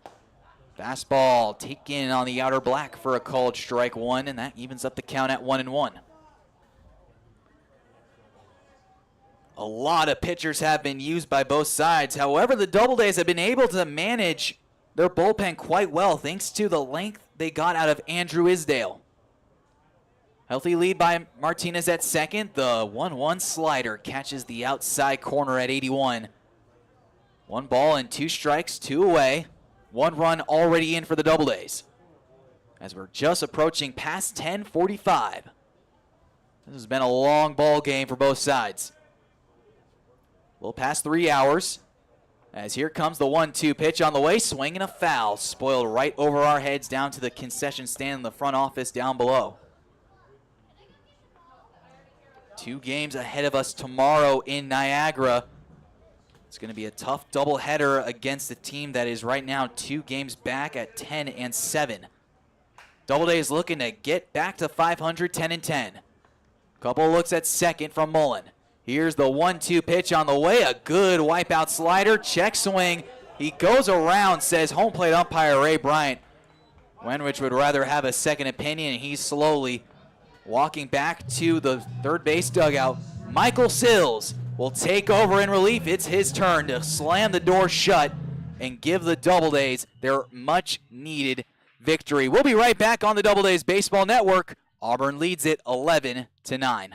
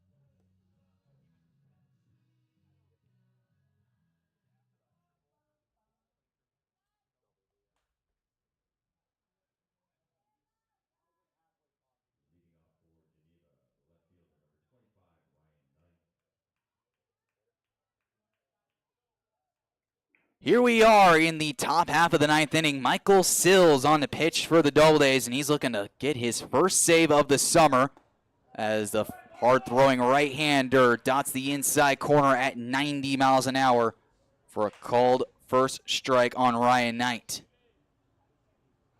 Right-hander versus left-hander here to begin the inning as a good, healthy fastball misses just below the zone. Count will leave it up at 1-1. Well, July 1st not only marks the halfway point for the summer here at the PGCBL as Sills delivers the 1-1 pitch on the way, swing and a miss. Another good fastball at 89 gets Ryan Knight swinging and missing. Ball and 2 strikes. But in the world of baseball, they celebrate a special day tonight. It is Bobby Bonilla Day.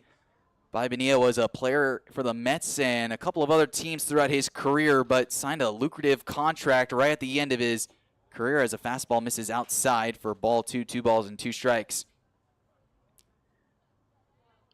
Right at the end of his career, the Mets didn't want to pay Bonilla the rest of the money owed to him, so over the course of, what was it, about 30 years or so, as a good fastball dots the outside corner for a called third strike on Ryan Knight.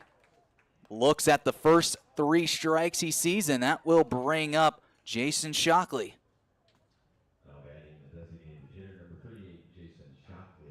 Shockley 0 for 3 in the books with a couple of strikeouts and a walk with a run scored.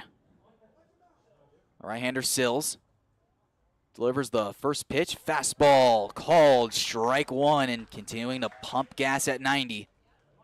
But Bobby Bonilla, in his time as a Met, wanted to retire. The Mets didn't want to pay his contract, so luckily for him, he's got a pretty good attorney. He has a good slider, just misses the inside edge.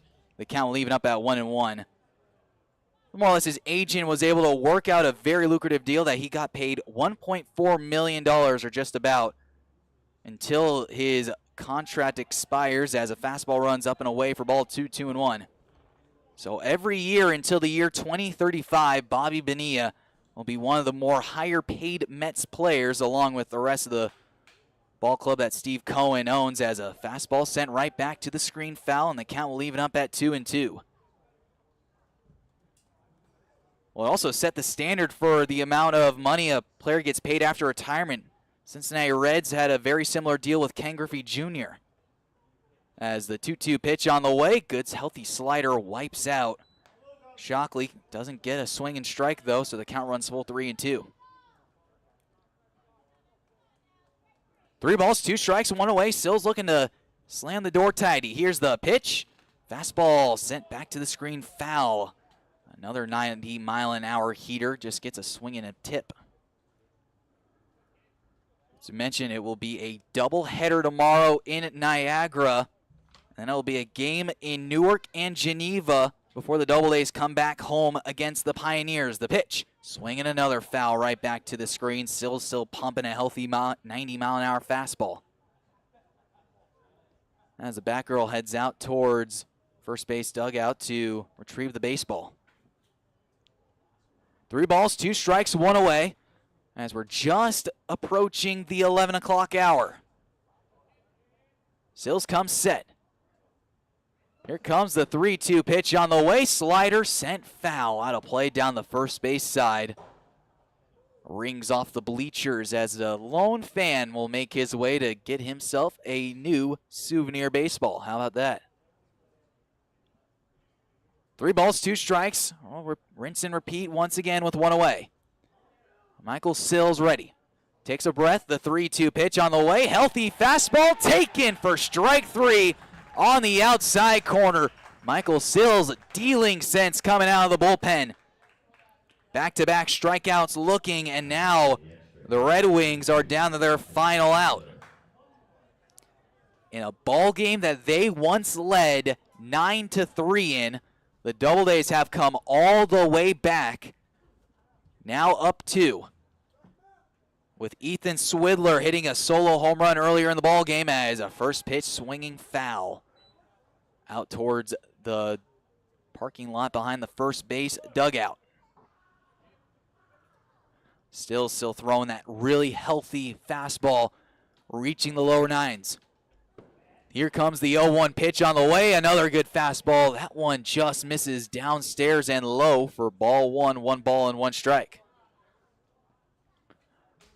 If that last out comes right here, the Doubledays will be 10-10. Here's the 1-1. Slider sent foul right over our heads, and now Geneva is down to their final strike in this one. In a game where the Doubledays needed to get everything back, they did. Prove themselves here at home. Now a chance to close it shut. Here's the 1-2 pitch on the way. Slider taken for straight. No, is it? No, it's not. As Ray Bryant has fooled everyone in the ballpark, taking a couple of steps back, looking like he was going to pull the cash register. Instead, he keeps Ethan Swidler's at-bat alive. Fooled everyone here in the crowd. 2 balls, 2 strikes, 2 away. Here's the pitch from Michael Sills. Fastball taken for ball 3 on the outside corner, and the Doubledays were just about to jump out of the third base dugout yet again. Pretty sure Michael feels like he's been squeezed a little bit on the mound. We'll try it again. 3-2. Sills ready. Here's the pitch on the way. Swing and a pop-up foul over our heads, out of play. And man, it would have been nice for Michael Sills to come in and get those 3 straight strikeouts looking. It was looking really good. But Ray Bryant keeps us all on our toes behind the plate. 3 balls, 2 strikes. We'll try it again. Sills with a breath. The 3-2 pitch on the way. Swinging a foul down the first base side once again. And he's keeping everybody waiting. A good at-bat from Swidler. A home run, a pop-out, a walk came around to score, and then bounced into a 4-6-3 double play in the 6th. Sills ready. A right-hander ready in the box. He looks in. The 3-2 on the way. Swinging a pop-up. Possibly in play. Benji Reese and Garrett Prosper watch this ball. Ooh, almost hits a fan trying to duck for cover. Al Walker Jr. sends a new bundle of baseballs out to home plate umpire Ray Bryant. Sills gets a new baseball back. Takes the long strides up the hill and sits on the rubber. Benji Reese, the catcher, looking for this one to end here. Swidler ready. Sills, the right-hander, is set. Here's the 3-2 pitch on the way. Slider misses inside for ball 4. So here comes the tying run now up to the plate, with Brennan Staubly digging himself into the right-hand batter's box, as looks like time has been called, as Ray Bryant will go to his clipboard, as it looks like Brandon Begani has grabbed a bat and is now hitting in the place of Brendan Staubly.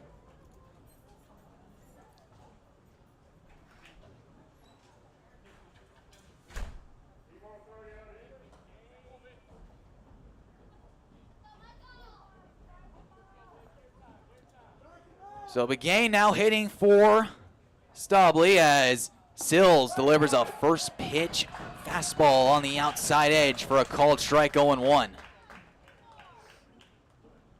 Geneva down to their final out. They're once down to their final strike. Here's the 0-1. Taken just low below the zone at 87 for ball 1. 1 ball and 1 strike evens up the count. What a way this game has just gone on through the evening. Here's the pitch on the way. Swing and a miss. A healthy slider on the inside corner. Gets a swing and strike 2, and now Geneva are down to their final strike yet again. Garrett Prosper no longer holding the runner on the bag. Sills on the mound, he's set. Here's the 1-2 pitch on the way. Swing and a miss. He gets him swinging. Michael Sills slams the door in the 9th. Delivers a beautiful performance and is able to keep Geneva off the board as the Doubledays win this one by a final score of 11-9. What a ball game this has been. And we will be right back on the Doubledays Baseball Network. We'll be right back with the Happy Totals here, coming to you live from Falcon Park.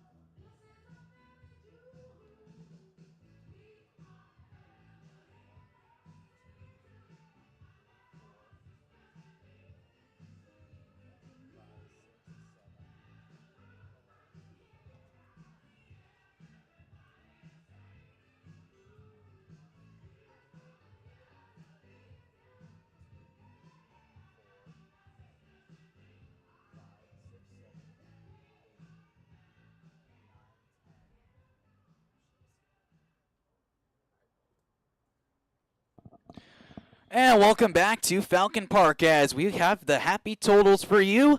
The Doubledays on 11 runs, 8 hits, no errors. They left 11 men on base, but the pitching staff, however, walked 14 guys. But for Geneva, 9 runs on 7 hits, no errors. They left 9 men on base, and they walked 10. And that was the story of tonight's ball game. The Doubledays and the Red Wings struggled on the pitching side of things. Controlling the zone was just not the go for today. It was wet. It was rainy. The humidity certainly played a factor in this one as well. But the pitchers just really couldn't dial in the zone. A lot of wild pitches, a lot of walks, a lot of hit by pitches, and ultimately that was your decider that the Doubledays were able to finally break it on the scoreboard. As we go back into this one on the score sheet, let's take a look inning by inning. Doubledays, 1 run in the first, 1 run in the second. Geneva, 1 run in the second. Auburn, 1 run in the fourth. Back to Geneva, an 8-run 5th inning, and things were looking real dire. But the Doubledays were able to strike back with a run in the 5th, 3 runs in the 6th, and 3 in the 7th. And we have goose eggs throughout the rest of the ball game. But other than that, the Doubledays get the win. That's all that matters. They improve to 10-10, back to 500, with an opportunity to run the table tomorrow against the Power. Well, we should be on the air tomorrow night, and if we're not, we will see you next time on the Doubledays Baseball Network when we see the Elmira Pioneers after the 4th of July on July 5th. So first of all, hopes everybody has a happy and safe 4th of July week. But other than that, I am Trevor Curl. Thank you so much for joining.